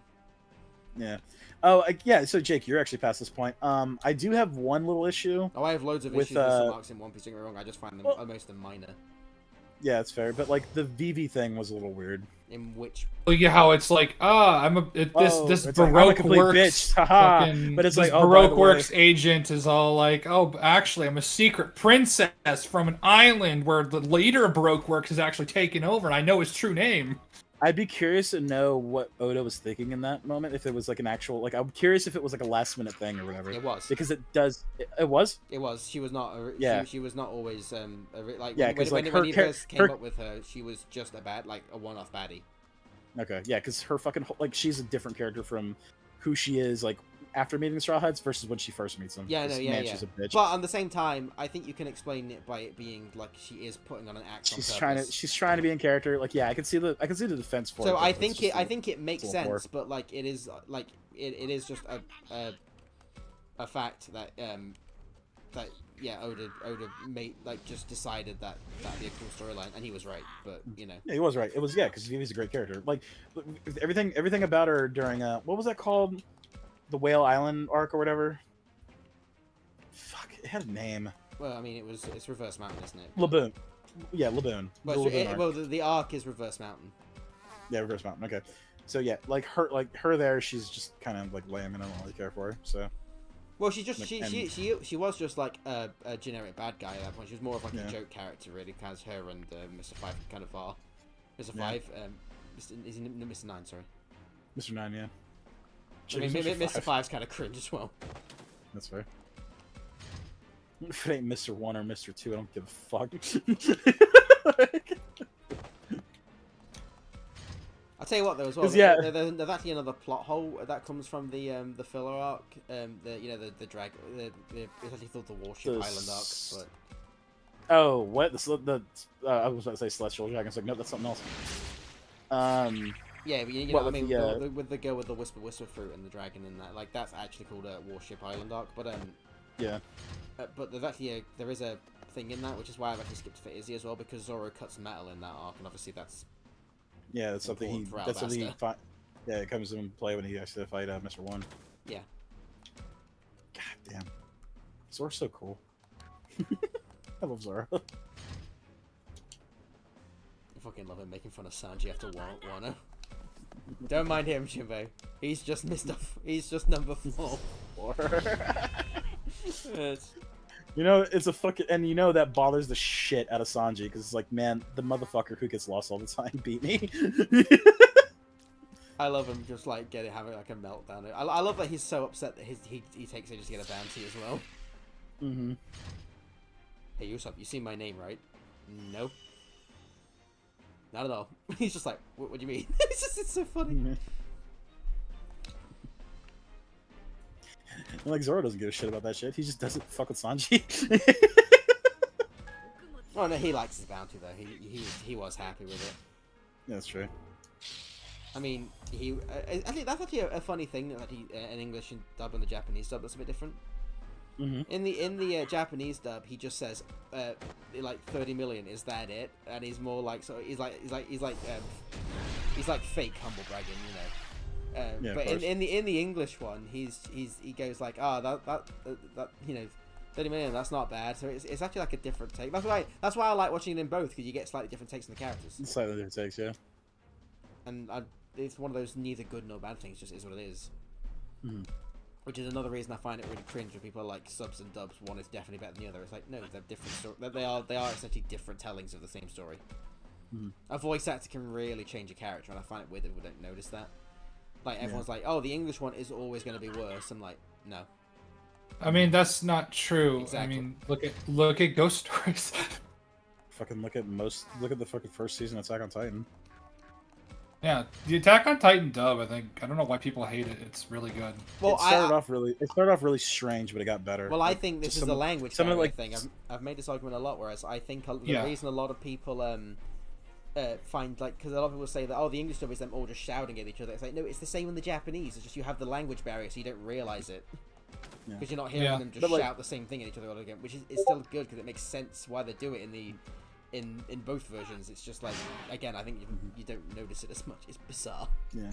And Well, it's I like- think Bryce well, Pepperbrook gets unneeded hate. Just saying. Was something because I dated a chick who was like heavily autistic about fucking Attack on Titan, but she did point this out to me, and I kind of agree with her. The dub voice for there's two things. The dub voice for the like Titan Eren, like the fact that it sounds like a stuck pig is a little weird. Whereas like the sub version, it sounds like a giant man, kind of thing. I think the idea with the dub roar is that it's an inhuman howl of pure anger and rage. But, like, I don't know I if it- actually, I mean, I like I don't know if it- both. I'm not I sure if it prefer the fits, English version just because I don't know. It's like the idea. That's just what the idea I get behind it. It's just this. It's just this inhuman, angry shriek. I've not watched it for such a long time. I genuinely couldn't I comment. honestly think it's because you like kaiju stuff, but like, dude, I feel like it just doesn't come across that way to like most audiences, because it's like it comes off as like just this weird high pitched squeal. But the other thing was Mikasa's voice actress. Apparently, there was a thing where like there's that moment after she thinks Eren's dead in season 1. Yeah. And she's like very cold and like almost like completely numb kind of thing, and you get that really clear in the sub. But in the dub, the voice actress is like going in, and she's like super emoting and everything, and it just doesn't like. I guess this is something like a bias coming towards it, but it just because of what I saw first. Wait, but, like, are we talking about which? Yeah, it's right after they think Eren's dead, and she's just like completely numb, and she's basically given orders to all the people, and she started using all of her gas like heavily. Yeah, I mean, the She's scene like- before that, she sounds at least mostly calm and collected. You hear a little bit in her voice, but when she just starts going at it, you just... No, but like in the It's just- English, she like sounds like she's about to start Yeah, that's what I'm crying. talking about, in Yeah. English, yeah. No, she's like I said, you have to pull it up, but she does sound like she's like losing her mind. Whereas Yeah, the I Japanese don't Japanese see an version, issue she with sounds that. very calm and collected. Like I said, it's something she pointed out, and honestly, I just agree with it. But I don't see an issue with that, though. I'm not saying it's an issue. I'm just saying I prefer the dub or the sub. Sorry, the sub over the dub. I actually don't really care for the Japanese of Attack on Titan. That's fair, but you prefer dubs over subs most of the time, anyway. Well, simply for convenience, I can fully admit when one is better. I just prefer the English just because it's purely convenience. But there are times where I'm just like, nah, I prefer the English over the Japanese in terms of like, not just convenience but also personal taste. Yeah. I say JoJo's sub versus dub is also very weird. Because so JoJo's is better in jokes, Japanese. I'll agree with that. a lot of the jokes are missing basically because like you can't get that English You can't get the Yeah. English and a lot of the references to like bands and stuff. Like I get why Viz does it. I don't that agree with fucking it. man, like I don't agree with it, but I the get it. guy. I don't even know if I get it because it's just the name of things. Like I don't know. Yeah, But, but the fact that like the fucking guy has on his lapel "Bad Co." Like in the fucking worst company. It's like, dude, come on. Okay, so bad Coke, like again, like it's bad co, not bad company. Yeah, That's but co kind is of the usually short for difference. company. Yeah, bad co is short for company, then- but like the TM is bad company, not bad co. He could have just said "Bad Co," but he says "worst company." I know. I mean, I know. I don't fucking- necessarily agree with it, cringe. but I get it. I get it. like I just think I kind of understand why they'd be cautious to a degree because they don't want the headache. However, I don't get it because you can't just like trade. You know what I mean? Unless they make it like like it's trying to be the same thing, it wouldn't. You can't. They couldn't sue them and say you've used what we're called. It's like yeah, but it's completely like, different no, context. No, we called our company bad, you fucking asshole. No, we're just saying "bad company." That's what I mean. But then there are just some like Metallica, like Well, yeah, well, Yeah, but even if you said that though, you couldn't really because at the same time they just like it's trademark. They'd be like, yeah, but this clearly isn't a band. It has nothing to do with you. Blah blah blah. It's just you know what I mean. They wouldn't be able to do it. I imagine the reason is because they don't want the headache of ever being potentially going to court. However, there's still no way that anyone would like agree with them. Oh no, like but the thing is, they would win. 100% they would win. That's what I mean. However, I'm sorry, like Viz would win. And like That's what for I example, let's say Viz would probably most likely win, but just wanting to avoid the headache, I understand. Don't agree with it. I feel at that point though, don't fucking do it. Just you know. Sell it to. I mean, they distribute the manga, so like it might as well do the anime as well. I guess, but at the same time, I'd be like, at the minimum, you deserve ridicule for not. Which is, although it is really weird, like there is stuff they can get away with, like Dio, where it's like, well, now hold up, we're not. This isn't the band Dio. This is Dio as an Italian for God. That's what I mean, though. You can quite often say. I know, I know. It's dumb. I know it's dumb. I agree. I mean, they even still really do it. Like, even though they spell it differently, they still have AC/DC. Yeah, it's Yeah, but like it's and the Cars. way they pronounce it. Yeah, that's what I mean. Yeah, but isn't it pronounced like Karz or something? No, it's Cars with a K. It's just C. Yeah, It's but called it's spelled Cars. different. Well, but that's the thing is, the band is called The Cars too. So at the same time, but the fucking Pillarmen are weird because they are spelled differently. Like AC/DC is not spelled ACDC. It's yeah, not that's what I mean. They're all like references to stuff. Wham, you can misspell like, them all. The tornado guy is not named Wham. His name's Wamu. And then Cars is Cars is a little weird because it's a K, so fuck you. But that's what I mean. They could just do it with everything. They could even just do that thing where they have the same thing but they pronounce slightly different. But it's like only a bit's move just to like Metallica. Metallica. That's what I mean. Like you could do anything. Yeah, because you're in Italia. Just fucking do something weird. Actually, if they had all of the Italian, like in part 5, and they just had all the actors put on Italian accents, they could probably get away with it. Well, I think they can get away with it anyway. Because they're not actually stealing anyone's IP, because this is a completely different setting. This is the thing, right, with a lot of, like, you know, when you make a copyright or something, the law is about whether or not you're, like, so if you're pretending that you're a similar thing and people could, like, mix you up to steal business, that's where the copyright comes in. If you just use a name it's completely different, in a different concept, and no one's going to get mixed up in, that, like, it wouldn't count. It's also that it's also another weird thing where it's kind of like with like products, like you can't have a Mountain Dew can in the fucking in your TV show or something. It needs to either be covered up or it needs to be like what the weird Drake and Josh, iCarly, Victorious shared multiverse thing did with their own versions of the sodas and whatnot. Oh my god, that's a licensing thing though, but you could still mention Mountain Dew and though. That's you also just couldn't have their patented like thing because they own the way it looks and how it, you know, like the actual can design, you know. Me and Red actually had a discussion about this, Jake. But you ever notice playing like a bunch of different games?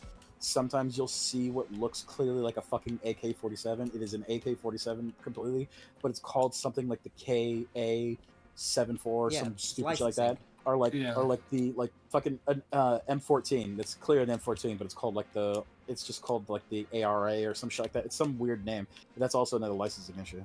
Or, Sorry, I just looked. Or like I we said in just California, where you can get held accountable for that fucking shit if anything happens. that one's fucking cringe. Sorry, I just looked up Sticky Fingers from part 5. Yeah, Zipper Man. Fucking Zipper Man. Zipper. I mean, in all fairness, he does make zippers, and it is a man-shaped stand. It's so stupid. Sticky Fingers. Of course, the dumbest one is Notorious Chase. Notorious Chase. Even though it says Notorious B.I.G. on the plane, like written. But it's a bit like, you know, in like reality though, because this is the example I always use because it's how I was taught and it makes sense to me, you know, for like IP and like if you're stealing content. Or like it'd be like if I wanted to make my own cola brand and I called it Stonka Zonka, that would be fine. However, if I called it that and I put it in a red can with the same like style of writing as a Coca-Cola can, then that's different because you're quite clearly trying to like trick people into buying your brand as like, you know what I mean? I was gonna say, I think Spider-Verse got away with that, but they also had Coca-Cola because Peter B. Parker comes from basically our universe. But I mean, that's different as well because that's like a TV. My thing was more like if you're selling the product, you know what I mean? If you're trying to. You're selling a product, okay? If you're if you're using it and stuff, it's usually just a licensing thing. It's basically just like somebody owns the visuals to like, you know, the Coca-Cola and the cans and all that stuff. Like them or somebody they pay owns the rights to those designs. So that's why you can't use them without permission. Yeah. Because you can mention Coca-Cola in another show. Like, loads of books mention, like especially books, because it's easier that way, but mention, like, real-life products, but they can't sue them for that, because, like, they exist in real life. However, if they were trying to do anything to, like, I think, obviously, like, defamation's a bit different, but, obviously, but if I wrote a book, and I had, like, a character that reads it and it's Coca-Cola, that'd be fine. But then if you made a TV show, you'd have to be quite careful unless you had the licensing to, like, show it. You'd probably just show them with, like, a cola kind of thing just because you wouldn't want the headache of having to... Because what you'd have to do then is you'd make Coca-Cola but then have a completely different can design and everyone would be like, wait, why does it not look like Coca-Cola? And you just be like, oh, for God's sake kind of thing, you know. That's usually how it happens. It's a funny world we live in. Where you can't just drink Coca-Cola. Yeah. I don't even like Coca-Cola. I can't believe I remember the fact that like Drake and Josh and iCarly, they all have like their own unique brands of famous pops. Like there's like their Mountain Dew version. Because I remember specifically as a scene, I think it's Drake was brushing his teeth and then he like rinsed his mouth out, which was effectively Mountain Dew.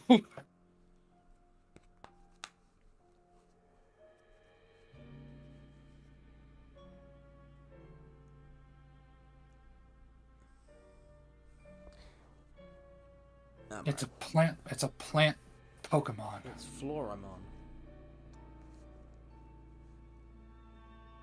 Real friends don't keep secrets. You're not a real friend. Mm-hmm. I see. The no true Scotsman fallacy, Floramon. That's just like you.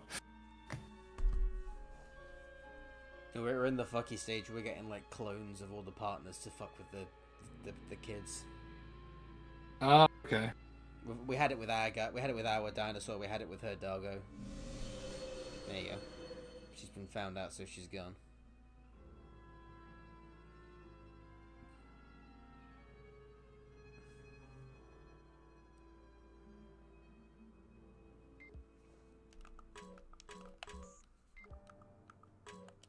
I'm forgetting to do this. Not that I need it. Ooh, an acorn. Neat. Now I can be Squirrel. Do you know a movie I've had like a weird craving to like rewatch again? Fucking Over the Hedge. Fucking bizarre movie that is. This is a weird movie, like especially when the fuck what was it? Was it the squirrel that drank the energy drink and like time like stopped? Yes, it was. Wasn't that Steve Carell's character? I don't know actors' names. I know Bruce Willis was in it. Oh yes, he was. Yeah. Steve Carell is the main guy in The American Office. Not seen that. But yeah, I really like Over the Hedge. I mean, it's not like a flaw. It's not like it's one of my favorite movies, but I find it really fun.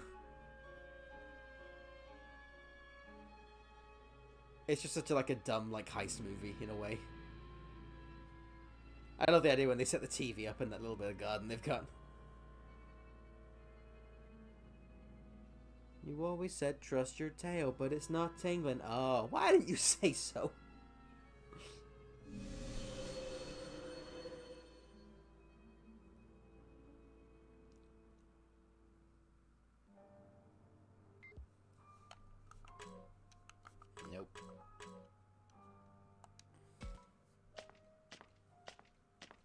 wanna get to the plot stuff.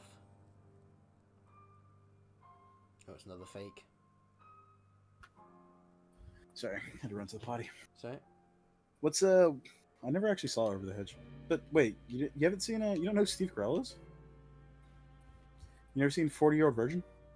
Oh. Yeah.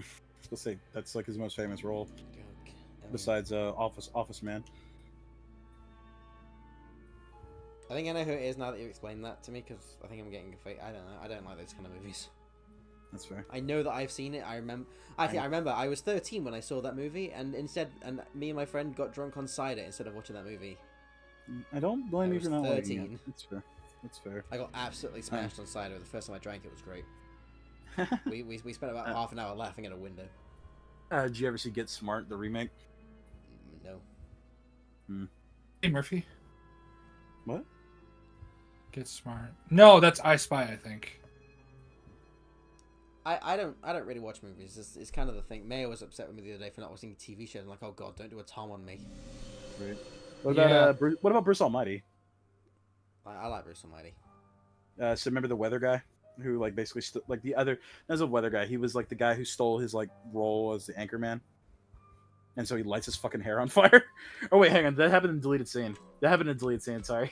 Okay, I remember that actually. I was gonna be like, Sorry, I love that movie to death. So I love that movie. I remember like there's so many little things, like the bit when he I love the start where obviously everything's going wrong for him, and then like the things go right, and he's suddenly like, what, like when he steps in the puddle and just doesn't fall in, he goes, what? And he just stops for a sec, and then carries on. He's like, nope, that's not me, nope. Just like fucking keeps going. But yeah, it's a great movie. I've never seen Evan Almighty though.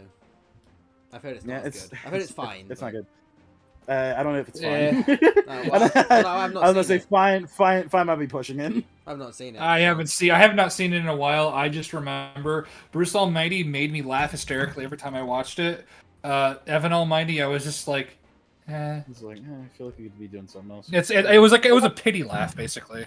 Mm-hmm. It's like, hey, look, the gag is that his hair keeps growing back. Isn't that funny? Because he's supposed to be Noah. Yeah, it's like, no, it's not funny. It's not funny at all.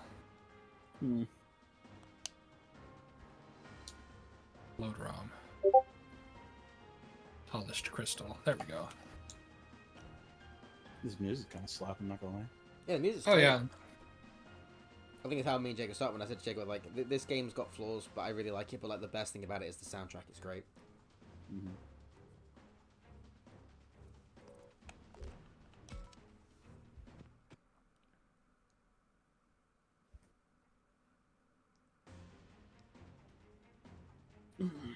So what prompted you to ask that question about what you thought was a really good written piece of media? I was just bored. Okay. I'm in a weird mood anyway at the minute. What's up? I've started taking medication. Yeah, okay, that's fine. I'm on antidepressants, so my mood's quite erratic at the minute. Gotcha. It's really weird. Like a lot of the pieces of media I think are well written. Like no one, like not no one, but like most people, not even like a lot of my friends have actually seen or read. Yeah, your Guyver stuff. I mean, a lot of the things I go like are amazing. Usually books, and obviously books is pretty. Even people that read a lot, you tend to have like completely different tastes, or just there's millions of there's way more books than movies out there. Well, yeah, like I'd argue like the first I think it's like the first 3 Necroscope books are really good, which barely anyone's fucking read. I think Guyver as a story is fine. It has issues, though I absolutely love it to death. Yeah, let's say if you notice, Asa, all of my things were games. Mm-hmm. Yeah, I mean that's why I was more interested in like what everyone like is written, not just in movies. That's why I was like saying like anything. Yeah, just because, like I said, I play more games than I do things. Because going on with KOTOR, it actually had Jade Empire as well. Have you ever heard of that? I have. It's BioWare's game, isn't it? But I never played it. Yeah, it's BioWare's game in between KOTOR 1 and Dragon Age, I believe. Yeah. It plays more like a character action game than it plays like an RPG, but it does have RPG elements to it. It's a really fun like a Eastern story kind of thing where it's just Chinese focused stuff like that. But yeah, I never played it, but I heard it was interesting. It's really good. It's one of BioWare's peak games. I put it up there with Mass Effect and KOTOR as like really good media. I mean, like the early Bioware games are pretty great. I mean, to be fair, like that, even with the issues like that, the Mass Effect trilogy and Dragon Age 1, 2, and 3, even with all like they're pretty great. It's not Yeah, I really, never played it's not 2, really to like so Anthem and that where it starts going like, oh Christ, the fuck, they don't know what they're doing anymore. Yeah, I never played 2, but I've never really heard anything good about 2. What, For Dragon Age or Mass Effect? Yeah. Dragon Age. Oh no, Mass Effect 2 is fucking big. Dragon Age 2 is fine. Dragon Age 2 is great for character stuff. For gameplay, it's pretty flawed. Yeah, Which is why Dragon Age 2 is actually my favorite. It's my favorite because I think the story is the best in that game. Oh yeah, the story of Dragon Age 2 is really good. But I do like how, like, while the gameplay is flawed, I do like how what is it? The actual like animations of them fighting is like actual like technique and stuff putting in, and it's not them just LARPing. Yeah, like fucking Dragon Age Inquisition kind of runs into that issue, and I kind of hate it. Dragon Age. Oh, have you actually? Is a game that I'm very mixed about. It's probably my least favorite of the three, but I still really enjoy it. That's fair. So I first played Dragon Age Inquisition on the 360. That was my first mistake, and I booted it up. Dear God, they did not give a single shit about making that shit actually work on the 360. Like, the textures were awful. I think Cassandra would put her, when she put, like, at the beginning, she put her hand on my shoulder, and it was, like, at least a good 6-7 inches away from my fucking shoulder. You could just noticeable gap. I didn't know it was on the 360. It was on 360 and PS3, and they just did not care. I remember playing it early and remember, like, even encountering, like, weird bugs at the beginning, and it was the one thing where I'm just like, yeah, bug game, because that's just how it is, kind of thing, because I was in the Bethesda mindset. Oh man, Bethesda. That's the thing, is that, like, but that's the thing though. It's like, because there was one I brought up, Outer Wilds, and it's like I can't tell you why that game is good because it's tied into mechanically. I know basically. I've watched the full review of that game. It looked really interesting. Did you watch the full review of the DLC? No. Because the DLC adds a new layer to it that's like actually insane. Like, oh, I watched. I never thought that something mechanically could be like so intrinsic to the gameplay, and that was my gonna bring up is that can storytelling be done through like a mixture of music and mechanics of a video game? The answer is yes. Well, yeah, obviously. And as I say, like Outer Wilds, Echoes of the Eye is just a perfect example of that.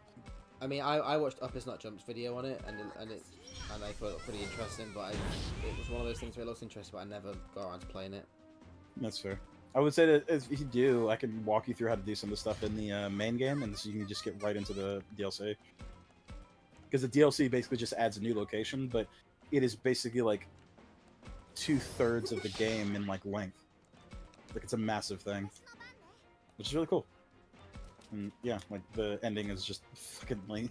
I'm not gonna lie, I played Outer Wilds at a very vulnerable point in my life, and so it resonated with me like really heavily, emotionally. But like Echoes of the Eye, just like it was like, oh, there's this DLC coming out. It's like, huh. I don't know how they can improve on perfection. Oh my god, they did it. I mean, I've heard like people more or less have like nothing but praise for that game. Yeah. And that's the thing too, is like one of those things where like I was kind of conflicted on myself. It's like this game can't be perfect, right? Like because it's one of those things. It's like this was really fucking good, and so I started looking at reviews and shit like that. It's like no, everyone who's played it has like nothing but praise for it. I was like, oh, this is just a really fucking great game. Like you know what I mean? It's like one of those things. Like I feel like I've just been so burdened with like mediocrity that it's like, oh, this is actually amazing. Yeah, it's like I can't remember if you were here when we said again. I can't remember when, but it was like how we were saying like, yeah, it's weird how. I mean, I know we always know that media has changed, but it's like back in the day, it used to be most things were like 5 out of 10s. Then you'd occasionally get something really bad or really good. But nowadays, most things are like a 3 out of 10, and occasionally you get something great. Yeah. And that's what I'm saying. Like, just Outer Wilds hit at that point, and I was like, okay, is it because I'm emotionally tied? It's like, no, it's just actually a really well designed game. Like how everything's set up. It's like, huh, okay. Stop throwing water at my dog. No. Stop healing the enemy, traitor orb. Your dog is weak to water. I say that like this is not like on easy mode because it's New Game Plus. But... Oh, that's true. Where everything, you just keep all your like final evolutions and shit. Yeah, you can't like not have it. I mean, I guess you could just like not use it, but you know, why the fuck would I do that when I've already played this bit? I'm just like, I mean, this is the new evolution. That's the point of New Game Plus, essentially. Yeah. Did Elden Ring have a New Game Plus or no? Yeah. No, I never Did it played change the game. anything? I never got that far. Oh, yeah. I never beat the final boss because the Elden Beast is cringe. Yeah, it's terrible. I got bored. Well, 'cause- Like, it's not even like I was annoyed. I was just bored, which is worse. Yeah. Because when I get annoyed, you usually kind of have that vindictiveness where you're like, I'm gonna beat this fucking thing because I hate it. Whereas in Elden Ring, a few of the bosses I didn't like, I was just like, oh, for fuck's sake, this is really boring and annoying. Whereas in Dark Souls, like 1 and 3 especially, I was like, any hard boss, I'm like, I'm gonna get him. Right. But I think Elden Ring is not a very good game. That's fair. Well, because Armored Core has a really great New Game Plus. The problem is it gets substantially harder. like, for instance, there's basically That's how it towards should the be, end of the though. game. Yeah, I know, but like, there's basically your Virgil fight, your rival fight towards the end of the game, and it's already a very fucking hard fight to do. But once you get to New Game Plus Plus, your third playthrough, a second guy shows up midway through the fight, and it's like, no. It's like, why are you doing this? But that, I mean, I honestly prefer But, like, New Game Plus to be harder. Yeah, it harder, and like it also offers something new because, like I said, the first 2 times you go through and fight that boss, like, it is just a rival fight. It is just you and your rival going at each other. But midway through it, like a character like who really loves the rival shows up to help them during that fight, and it's like, what the fuck is going on? Actually, I say that I don't think there's anything wrong with New Game Pluses like this one. Well, I mean, this one's more story that changes with New Game Plus rather than combat. You know what I mean? Yeah. The combat's kind of secondary in this one, but it's like I remember I loved the Dead Space 2 New Game Plus, and that was just you carried your shit over. But that was just like fun to play through the game with like the cool stuff from later. Yeah, you start the game pretty limited and stuff like that, so it was kind of fun to start the game and get the cool new suits and stuff like that. You know. Yeah, I never did Resident Evil 4, but Resident Evil 5 had like you carried all your shit over, and if you unlocked infinite ammo for certain things, you would just have infinite ammo. Yeah, I was gonna say like because I just said then like it should be hard. I'm like, no, it shouldn't be harder. It's just I very much see the value of it being different and harder and stuff like that. However, I also see the value of just wanting to replay the game with all the cool shit because you've already beaten it once. Why not fuck about? Like Resident Evil 4 having that infinite rocket launcher if you want stuff like that. I'm like, yeah, but why the fuck not? You know, like you've already beat the game. Yeah, Resident Evil 5 also has that too, where if you beat the game under like a certain amount of time, you can unlock the infinite rocket launcher. That's what I mean. Like, I find it bizarre that people are like, no, you shouldn't do like. There's this big thing in companies now, isn't there, where they're like, you can't do that. You're gonna ruin the experience. You're like, it's a single player experience. Fuck off. Or it's a story experience. You know, it's not for multiplayer games. I get it. Everything else, shut the fuck up. Yeah, well, like Chrono Trigger was one of the first. I think it either was one of or was the first to actually do New Game Plus. And there are just certain things that you could like change because it's like dealing time travel and shit like that. So you essentially go to the final boss at like any point, but because you're in New Game Plus, you're already really fucking strong, so you actually can do that. So I found that really fascinating. But yeah, like, because when you say that, Asa, did you ever play Heavy Rain? Yes. Okay, so what a game. Jake, have you played Heavy Rain? I haven't, but I don't want to because it's a David Cage game. What do you mean? That guy's a visionary. What's wrong with you? So David Cage straight up says you should not play his games twice. Yeah, don't play my games twice, so therefore do not make the different decisions and have different outcomes. No, it's because the fucking plot twists are fucking retarded. So like, Heavy Rain, basically. Heavy Rain. The twist. Well, no, I was gonna say, let me explain it. Because Jake, do you mind spoilers for Heavy Rain? I do not. I'm not gonna play it, so go ahead. Okay, so spoiler for any audience. But what if we stream it? We don't. Even if I streamed it, I don't care about spoilers for anyone. Okay, yeah. So anyway, just for spoiler alert. So Heavy Rain is a game. Jake, do you know anything about it? It's basically like a It's like one of those interactive movie games, sort of, where like you have to kind of. So and it's about the origami killer, right? Yeah. So let me give you the basic premises of it. So you play as 4 different characters. You play as an FBI agent trying to investigate the killer because it's a serial killer, and he's also a drug addict, and he has these really cool future glasses, and when he uses the future glasses, it like fucks with his brain. I picked the underwater scene. I honestly thought that was a really cool tech demo, and honestly, if you were just playing as Nam and Jaden, I feel like that game would be fine. But so you play as the FBI agent, pretty cool. It's a cool dude. He's trying to figure out the crime. It's a really great character for all the shit. Then you play as the father of the child who is basically grabbed by the origami killer. So that's the origami killer kills children, but he gives the parents basically saw traps to go through to see if they would save their kids. So like it's a very interesting premise. Basically, like you know what I mean. Like if the father cares enough, he will go and save his child. That's the whole premise. Yeah. So you play as the father of the child who's scared. So you have to go through these saw traps, and they're fucking horrible. And like yeah, they really mangle and tear up the father. Really cool scenes. He also has these weird blackouts, but we'll talk about that in a bit. Then you get a private detective. Okay, cool. Like, so you get a private detective who's trying to go around and also, like, you know, outside of police, trying to figure out who the origami killer is. So, you know what I mean? Good premise. He's a really cool guy. Scott Shelby. He's really fucking cool. And then you get a journalist named Madison who she's trying to, she's just, she's a journalist trying to figure out the origami killer too. Everybody's trying to figure out the origami killer because the origami killer is bad. Everybody wants the origami killer gone. You find out at the very end of the game that the private detective is the origami killer. So that sounds cool, but the game lies to you, Jake. Because there are moments when you're playing the game and you're playing as Scott Shelby, the detective, and your inner thoughts are about trying to figure out who the origami killer is. Even though the game is basically lying to you because, he's the fucking origami killer. Yeah. And there are scenes that don't make any fucking sense. Like, there's a moment where a guy gets killed when, like, the detective's in another room, but they show it, like, in the reveal, and it's him just killing him in the other room. Like, they just added that scene for nowhere. You know what I mean? Because you're playing as the character. There's no possible way that you could have seen that. So, like, that's why David Cage says you shouldn't play his games twice, because if you start looking at the scenes, they don't make any fucking sense.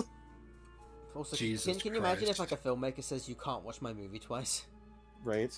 It's really just like it's kind of it's so indicative that your thing is shit. Maybe he just knows it. Maybe he just goes, you shouldn't play my game twice, and he's covering himself because nobody wants to play his game twice. You shouldn't play my game twice. Sorry, he's French. You shouldn't play my game twice. Detroit Become Human was better. It still wasn't good though. Detroit Become Human was actually really good, but I heard that's because David Cage. Okay, I liked it. Hang on. Let me say this. Detroit Become Human, 2/3 of that game are amazing. The third that you play as fucking Kate or whatever the fuck her name is, that's terrible. Yeah, okay, that's kind of what I was gonna get at. Yeah, okay, I was gonna say, fucking Connor and what was his name? Marcus. Connor and Marcus' stories are amazing. Kate's story is terrible, and that's one of those things where don't play my game twice because if you play the game twice, you know that the fucking little girl's a robot, and so none of the scenes make sense because of that. Like it's so stupid. I like the bit where they act like is it a moral choice or not, where the little girl is cold, and then when you fight after the robot, shall I turn her cold sensors on or off? And it's like a switch. What the fuck? Right? Turn her cold sensors. It's so stupid. Yeah, but you don't get that on New Game Plus, which is stupid. Like, there should be a thing where, for New Game Plus, do you want to turn on fucking Kate's ability to look at the side of this bitch's head? You know what I mean? Like, she's a robot. She has the thing. She has a little indicator that shows that you're robots. But Kate doesn't see it for some reason. And also, why did this guy who's like... so unsettling, by the way. Why is this guy who's like, borderline destitute, he's behind on his bills, he buys 2 robots. One robot to take care of the other robot that he bought for. Yeah, and then one to be like a fake daughter. It's so it doesn't make any sense. It doesn't make any sense. It's so fucking so stupid. It's David Cage, of course. It's strange.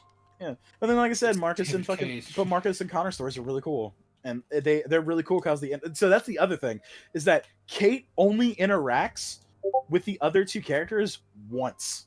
The other characters are integral because of their storylines. They actually intercede. And depending on how you play it, there's actually a really cool final fight where you actually choose between Connor or Marcus to see who's the true justice or whatever. But you don't get that because Kate's just, I think I got the true ending on my game, where everyone kind of gets it, but it wasn't like I was, but that was, I cracked the code of Mr. Cage's autism. Yeah. You can't. His autism is uncrackable. It's too strong. And the worst part too, and the alive. plot twist is garbage, of course, with the little girl being a robot. But worst of all is on one of the endings, every decision that you make as Kate doesn't matter because it's the decisions that's Marcus that you make that basically decide whether or not Kate gets a good ending. Oh my god! Why? So there's a moment... hang on. There's it just depends if you want to sacrifice somebody as well, because either you don't have to sacrifice anyone depending on what Marcus does, or you have to sacrifice someone, or you just Well, don't no, get no, through. Or you do well, no. anything. It's depending on it's depending on how the public opinion. It's basically when you get to the Canadian border. Yeah. And somebody scans Kate, and they're literally scanning her, and she goes, "Please, we're just trying to get through," and it's nothing that Kate can say or anything.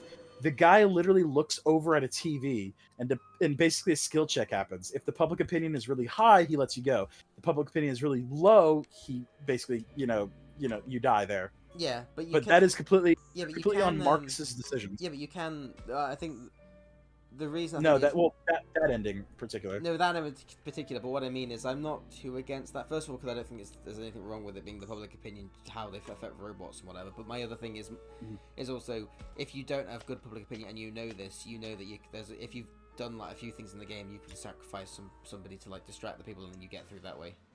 Yeah. Because you can get through even with bad public opinion. Yeah, there's the whole thing with like the weird thing where they get captured and all that shit. Like I said, there's a couple different routes you can take, but like I find that kind of. I like that game. I find it fun. I don't think it's like well written though. Yeah, of course. Well, because the other thing too is that I feel like the mechanics. I'd be curious if this actually got patched later, but the mechanics of the public opinion, Pesa, they actually don't really go down if you don't look at TV screens. So you can like pretty much fucking touch everything in the game because it's fucking David Cage game. If you interact with TVs, it almost exclusively makes public opinion go down. Oh, is that true? I didn't know that. Why? Yeah, every time. That's I don't so know. stupid. It's because it's so stupid. Because you're watching the news, and the news is informing you about the public opinion, so that makes the public opinion change. It's really fucking dumb. Like, it's so dumb. And the fact that it's like almost exclusively, every time you look, it's like, oh, robots are fucking blah blah blah blah. And it's like public. You see the fucking big red arrow pop up. It's like, thanks. It's like, thanks, David Cage. Gameplay. Gameplay. Doesn't he also just not believe in fail states of games? It's like you should not get a game over. Well, he said that for Beyond Two Souls, and Beyond Two Souls didn't have fail states. Then it's not a game. Yeah, but no, because in an interview before it came out, he said that game state. What is the quote? If a player sees a game state, it is a failure of the game design. I think I mean. That's what he said. No, yeah. I mean, he's wrong, but what I mean, it's the absolutism thing where I think both what's it called? Both philosophies of game design can be valuable. Like the idea of you make a game where there is no game over. If your character dies, then you just carry on, but they're dead. You know what I mean? Because that does happen in David Cage, which is one of the cooler things that happens. If only it was well written as well, But like that is a really good way of doing it. Like depending on how well everything else is done. However, something's happening. However, there's nothing wrong with having a game over in a game either. They both have their pros and cons. Like one of the things you don't want for game overs is like in horror games, because then people just start getting bored of dying rather than scared of dying. But that's more of a different issue. Exactly. Oh, God, it's this really obscure game, and I can't remember what it is. It's called Planescape Torment, and I believe while your character cannot die. If I'm understanding it correctly, that's the point. Is that every time you quote unquote die, it's basically you're just eternally tortured forever. Well, yeah. What did you say the name of the game? I think it's called Planescape Torment. I want to say. I think. Oh, this is new.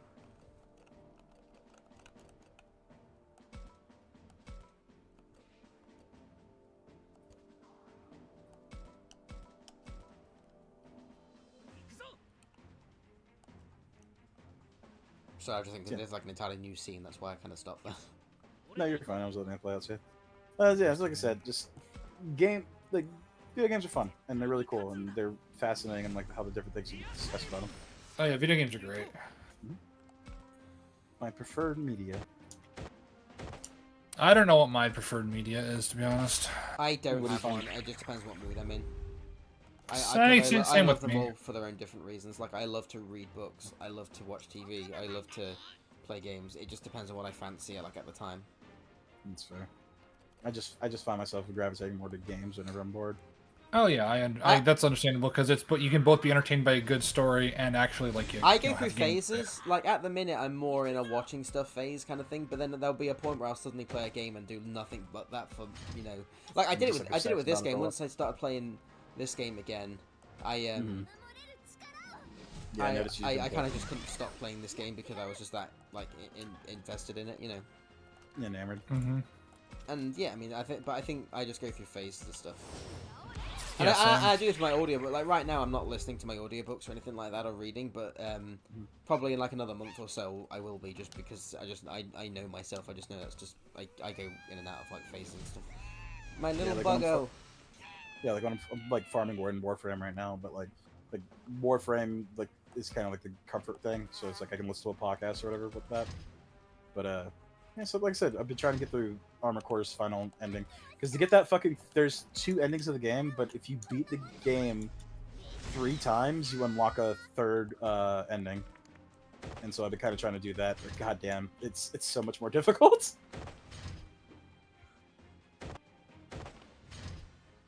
I'm a huge babby when it comes to hard video games. Okay, so Planescape Torment is on Steam. Hell yeah. Let's torture someone. You should stream it. There you go. It's like one of those. It's one of those. It's a. Oh no! It's a tactical role-playing game. Let's go. When I'm sorry. When I see tactics, I go, so hit thing hard. My tactic is to bonk. What kind of game are you playing? Don't worry about it. I have a plan. Attack. I was gonna say, didn't Jake the Surgeon? Aren't you doing a Yu-Gi-Oh content? I want to, but I just haven't gotten around to it. Like, I wanted to do the Xyz Cup, which is like this. It's basically an event nobody fucking wanted. What is it? Do you know what Xyz monsters are?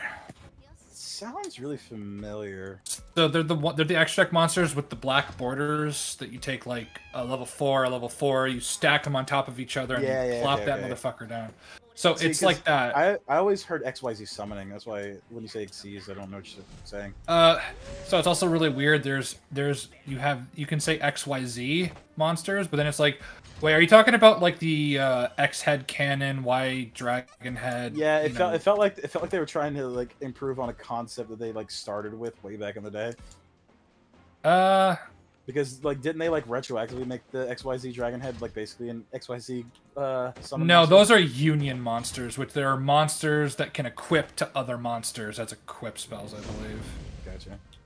But no, Xyz summoning I think is probably either Xyz or Synchro. Like in terms of power, in terms of balancing power and cost, I believe that Xyz summoning is just like, the best one. Right.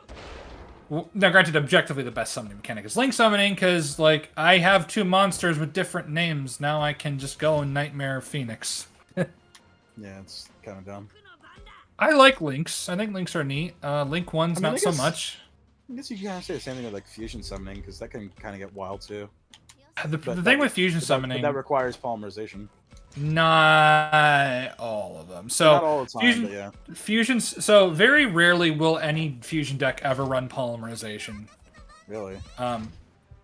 Fluffle will, Hero will, but that's just because Fluffle and Hero can search poly in archetype. So you just have like in archetype cards that just get you polymerization. Right, like, this is like basically anything with like Hero in it counts. Yeah, like I think Vision Hero Vion can search polymerization by banishing a hero monster from grave. Yeah. I think. So yeah, so heroes will play it. You, Asa, by the way, like. Sorry, I get talking about Yu-Gi-Oh and then I get lost in the sauce. Well, I'm curious though, Asa. Are you able to keep up? Like, do you know anything about this or no? I basically know what you're saying, but I kind of to the point where I've tried playing like games of Yu-Gi-Oh now and I've realized that I don't like the game. That's fair. Yeah, it's not for everybody. I used to like Yu-Gi-Oh. Jake, when we do let me know. Let me do some Yu-Gi-Oh streams. We can talk about it then. Okay, yeah. Because it's really weird when I talk to some people about it, and like it's because like, oh man, I remember when we just set one monster face down and set 2 in the background. I'm like, that sounds nice, but I'd like to actually do something.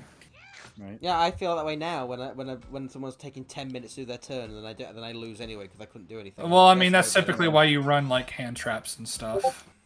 Yeah, but like I said, so Well, we're also in a I've- hand trap. We're not in a very good, healthy format. We're in hand I trap know, format. but I've which heard is like never games good. like with Hearthstone and like Magic, they can kind of like old decks don't get completely invalidated, whereas like Yu-Gi-Oh decks, like yeah, if you're playing certain things against certain things, you don't stand a chance. And that's one aspect yeah, that I but don't even really in care for. Magic and Hearthstone, there is a meta, to my understanding. There is a meta, but like it's done in a way that makes the old things like they're still relevant in a way. Like you could still run older decks and keep up with newer decks. Well, that's just because like Magic has multiple formats, and Yu-Gi-Oh just needs in the paper play at least it needs like retro formats. Like well, actually no, it does. It has Edison and Goat, but it also just needs more alternate formats, and I think that would help the state of the game a lot. That's fair.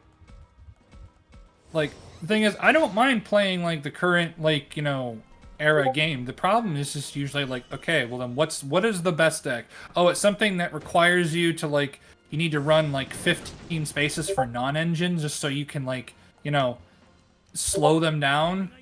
When I think before Snake Eyes, I believe it was AGOV format with like Unchained, Purely, Rescue Ace. If I went to my understanding, it was more board breaker focused. It was actually it was very well received. People loved that format. Yeah, but like I said, it kind of feels like you have to play a certain way, otherwise you can't really play. I mean, define certain way. Well, like you can't like basically certain decks are basically invalidated because of like how certain metas are now, and like whereas like so for instance the difference between like a card game and a fighting game, it doesn't matter who gets buffed and nerfed. If you're really good with your character, you can basically run that character, any character's fade. Whereas, that like, still exists. I have a deck that's like really good, but like it doesn't have the insane setups that like all the newer things have, and it gets really lame because it's like, oh, you just did a billion fucking things, and like Lightsworn can do a billion things. Well, Lightsworn, Lightsworn, like I got really things. into, like, because I liked that deck back in the day, and I kind of surprised that it still stays relevant. But there are a couple decks that I had from the older games that just I can't play with them. Hey, Wyatt, I'm streaming Digimon YouTube. That's about Yu-Gi-Oh. Well, I mean, for something like so first off, let me stop both of you right here.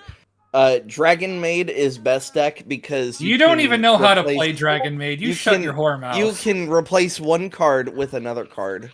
Well, I mean, you don't even know how to play Dragon Maid. I watched you play it. Well, I picked Dragon Maid as my deck master, so I agree. She's pretty much most of my stuff is related to Dragon Maids. Yeah, I have a thing for dragons who are cute and short. Yeah, but kind of going back. Like I know you like Blue Eyes, but here's kind of the funny thing, is that Blue Eyes, well, it did win a Worlds once. That was because Konami thought it would be really cool if Blue Eyes won Worlds, so they printed a bunch of cards that specifically countered the current meta at the time. That's fucking stupid, though. It's really dumb. Yeah, it's like we were saying before. It's like I don't know if Yu-Gi-Oh has that like true staying power that other games have. It does. Well, no, you just admitted that there should be more formats for the game to be played. Yeah, there should be more formats, but it still has staying power. It just doesn't have as much. I think there should be more aspects for team play. Like I've only seen the one mode with that's just Master Duel is an entirely different kind of format. It's a best of one, not best of three. It has a different ban list than the TCG because the Earth Insect is legal for some fucking reason and has been for almost 3 years now. Well, then again, that's just kind of the bigger problem when it comes to translating a card game to online. For the longest time, up until a few years ago, Three-Headed Dragon was never part of any of the Magic the Gathering games. Mm-hmm. Three-Headed Dragon is basic, for those who don't know, is 3v3. Gotcha. Well, real quick, enough of that bullshit. Hey, Wyatt, how you doing, buddy? Not great. For some reason, I was... You, buddy. Save it! Say the thing, Wyatt.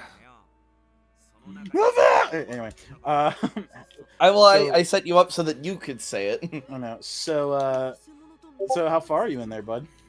I think I'm like halfway through Marineford. Damn. Okay, so we should get to that as soon as possible. What just happened? The last thing I remember was Luffy using Conqueror's Hockey and Ace's Executioners falling down. Okay. There's some things I want to ask, but I don't remember exactly where they are because I just remember how hyped they are. But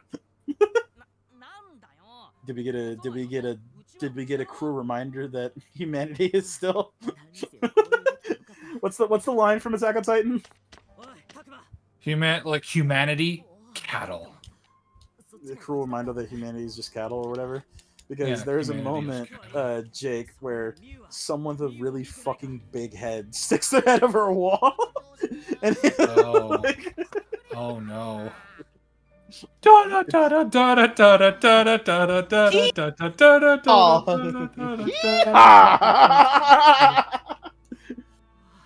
Yeah, Asa, fucking Wyatt has met the entire cast of Impel Down. Good. And I feel like catching up has been like my hardest task out of any of my other tasks. Like I'm just casually watching Sherlock with Mayo and Sarah. Then like I'm just playing whatever video game is in front of me at a given moment. But then it's just like time to just binge the entire series of One Piece, hopefully before the end of August, so that I can be caught up. And for those who don't know, which would be weird if you're part of Ace's. Like, if those who don't know, which would be weird, you listening to Ace's channel and don't know anything about One Piece, it's over 1,100 episodes long. I know you're not. Yeah, at your pace, you're not going to be able. I'm gonna say you're not catching up at the end of August. Yeah, you're not. Yeah, doing that. Like you slowed down significantly. I don't even know if you're going that fast though, but like honestly, yeah, like once you get to once you get to Dressrosa, like Dressrosa is like a massive. It's 118 episodes. Yeah. The problem is there's some times where I'll complete like an entire arc within like a night or two because I just don't sleep. What's 118 divided by 3? That's how many hours it will take. Mm-hmm. It's definitely over 30. Yeah. Oh no, sorry, it's just under 30. It's still over a day though, anyway. 118 times that by 20 minutes. Divide that by 60 for an hour. 39 hours. Oh, I was right. Okay, it was everything. That's just shy of 2 days. Yep, that is Dressrosa. Widely considered one of the best arcs in the series. It's a very good arc. Yeah, I think I definitely know. Best villain. If I if I keep going at this current pace, where I'll hit it really hard for a couple days and then a few days off, just so my brain doesn't melt. I should at the very least be done with Fishman by the end of getting into August. You'll have caught up with Red. That's where Red is. No, he's not at Fishman. He's in the middle of Marineford. No, I mean, but no, when he will be if he does that. Yeah, okay. No, yeah. If I keep up to this schedule, I will be at Fishman. Like I think I'd be done with Fishman. I mean, well, Wyatt, you know that when you take your break, we're gonna have to continue Konosuba. You know that's right. But Konosuba was really short, though, relatively speaking. I think I'd rather eat a gun. Why do you resist watching peak art? Because One Piece is right there. In fairness, yeah, but Konosuba is also peak art. I mean, Konosuba is really funny, but I wouldn't put it near One Piece. As unqualified, I don't know. Currently where I'm at, I still prefer Konosuba, but that could obviously change. I was supposed to say, but you haven't really got into One Piece yet. I mean, I'm 90 plus episodes in, but still, that's nothing. Beginner. That's nothing. I literally just said that's nothing. So. Yeah. No, but I was gonna say also you're not. You're like 80 something episodes in. Oh, I thought I was like 90. No, because me and Izzy are on episode 92 and we finished Drum Island. Oh, okay. I guess I misremembered. I think you're on like episode 80 actually, or 81. Okay. No, that's not a lot of episodes. Don't get me wrong, whatever. But I was just correcting you. It wasn't like you were. It's still a lot of episodes. Don't get me wrong. You know. Yeah, it's a lot of episodes. That being said, if I do somehow, like a miracle happens, I am able to catch up. I think I will just not be watching TV for like 2 months. Yeah, I literally had that happen. I'm only just now starting to fucking watch One Piece again because, like, man, that was a fucking chonker. I'm going to stop the stream because I'm going to go to bed soon. Okay. I was listening to the awesome music while we're chatting because I love this music. Goodbye, everybody. Bye, everybody. Subscribe to Movie Bob. Shut the fuck up. No. Subscribe to Subscribe to Boogie. get- No, don't do that. Don't No, do that. no, no, don't don't do don't that. don't Don't do that. Don't do that. Don't do that. Don't do that do unless that. you No. too love to do fake not do cancer that. like a Chad.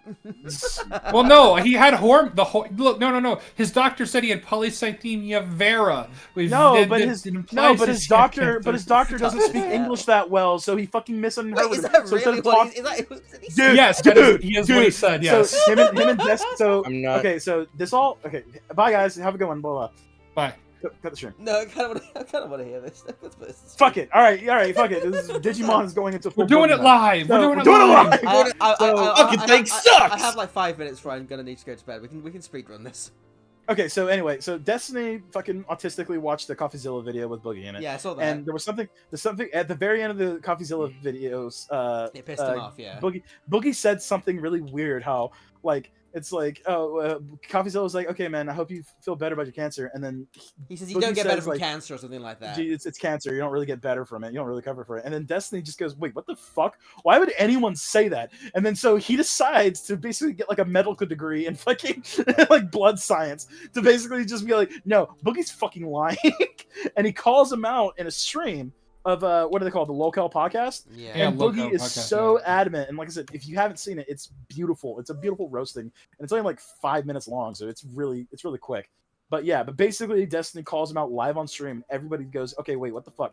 He basically, at the very end of it, he basically goes, okay, Boogie, if you show your medical records to a confirmed third party like Keemstar, and Keemstar can confer to me, I will donate $5,000 to your medical expenses. He straight up says that to him. And like Boogie, who By the fucking way, famously is bad with money, decides, no, this is the one by thing the I way, have. I want to say it's worth loads of people end up dogpiling on this, Max, and it ends up being like over 80 grand that they said they'll give him. It's insane. The amount Oh of yeah, people- okay, that was the Yeah. fault. Yeah, that was the fault. But Yeah. Destiny started at five. Yeah, no, years. yeah, that's how he started. Yeah, but it got. Yeah, I did hear about that. It did get up to fucking 80, which is insanity. Especially once again that this is somebody who's notoriously shitty with money, who basically just crypto scammed his audience into making 10 grand plus whatever like residuals he made. So yeah, he got called out for all that bullshit. So recent stream came up where Destiny has a lot more polite conversation with Boogie, where Boogie basically affirms, it was all fucking fake. Yeah. But Yeah, he and confirmed that he faked cancer. Well, and he just- it's one of those things that's kind of weirdly Keemstar fucked kicked up. him- It's just such an attention-seeking thing because it's like he might have cancer. It's like it's not been confirmed yet. Yeah, so why did you say you have it rather than you are in a pre-diagnosis? It's because he wants the Yeah. fucking attention and sympathy and He wants the money from attention, it. and and that's what Destiny calls him out. It's like, well, did your doctor ever say that you had whatever the fuck? All he had to do, Poly- right? I mean, he would have still got he would have got flack from it and backlash. But if at that point he had said it is not confirmed, I just think it's cancer, people would have been, oh, you're a fucking idiot then, rather than a liar. Which is, I mean, he still is. But you know what I mean? It's him running with it. You're like, wow, he just can't help himself, and we already knew that. But it's like when it comes to cancer, it's just one of those things you just don't joke about. You don't joke about it. So yeah, so Keemstar. Well, you can joke about it, but you have to be obviously not being serious. No. You can't pretend to. That's have what I it so you mean. can That's make what I money mean, off yeah. of it. Yeah. You can't be being You can serious about it. You can joke about it, but even That's- most people are like, that's one of the more sensitive topics. But here's the thing, Keemstar kicked him off the Locale podcast, so he's completely off of that, so he's not making money off For that now. anymore. For now. Well, for now, They'll but bring it back. honestly, Keemstar is weirdly charitable to Boogie, I guess. Because he knows Boogie's like a cat. This would No, have brought him money. No, in. yeah, That's true. yeah. I was going to say, the whole reason Keemstar keeps anyone around is because he could Keemstar's not potentially like a good milk. person. Yeah, He's never been a He's good a person. dick. The opportunity to milk even a single cent out of a person, he will take it. Which- Yes. which- So yeah, which, Boogie I'll be honest Boogie though. will come back. At least he's So honest about Boogie- how much of a so- scumbag he kind of is, though. Yeah, he is honest. And so here's the thing. So Boogie basically sent him his old play button, like the golden play button. Apparently it's one of the older ones, not the newer ones he passed out. And Keemstar is going to auction that off for charity to St. Jude's. And he bought Mr. Medicare's hats or whatever, because Mr. Medicare actually had fucking cancer. He's basically doing a fucking apology tour or whatever. And yeah, Destiny's still calling him out for it because he's still lying about shit.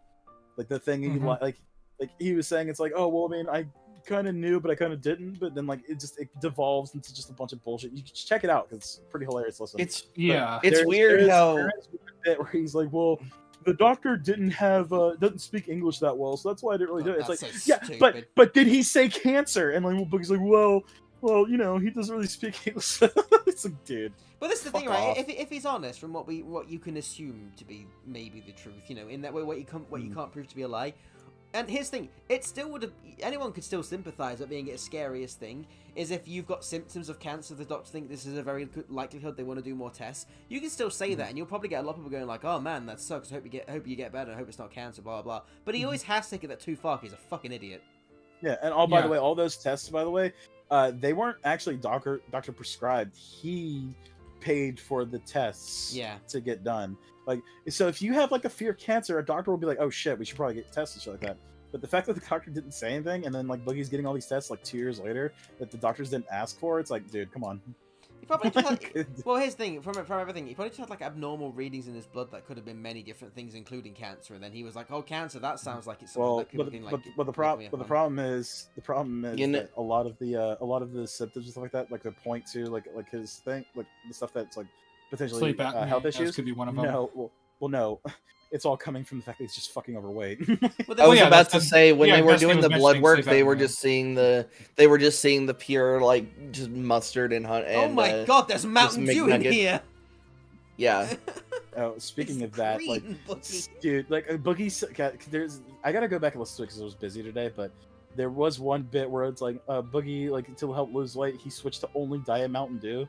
And Destiny just fuck off because he said Boogie says because like the doctor says it's like healthy for him, and then fucking Destiny, you see Destiny just like do that thing where like he's like swings his head back and forth. He's like, okay, first of all, if you're having fucking and he also said something about like he can't really taste food anymore, so that's not his issue. So Destiny just goes, well, if you can't really taste food, why not just switch to water for the Mountain Dew?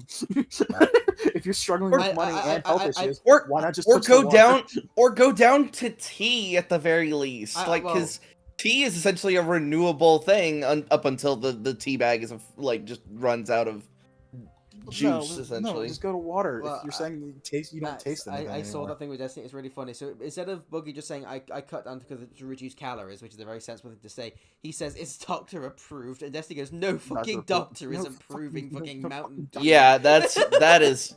I love it when Destiny gets like in his like I don't even dickhead like mode. Destiny, but it was very entertaining. When he's in the right, dude, he's so fun to watch, dude. Like he just it's entertaining watching him watching the dickhead when he's in the right. However, when he's in the wrong, he just looks like a complete lunatic. Yeah, like it happens more often than not. But it's like when he's saying that the guy at the what was it? Yeah, Boogie was trying so hard to pivot to that shit.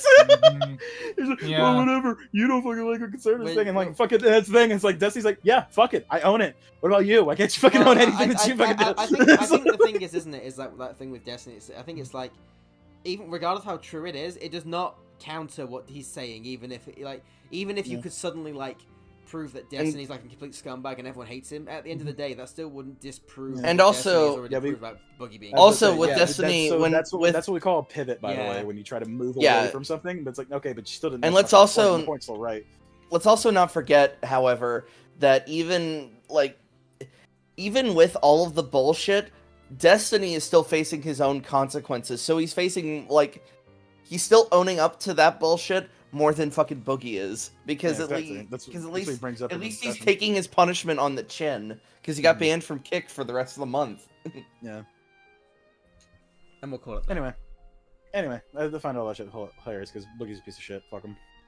To end on a lighter note to something funny before you go, Asa, have you heard of the Lizzo meal? Oh God, no. Oh. The Lizzo meal is Should I stop the woo!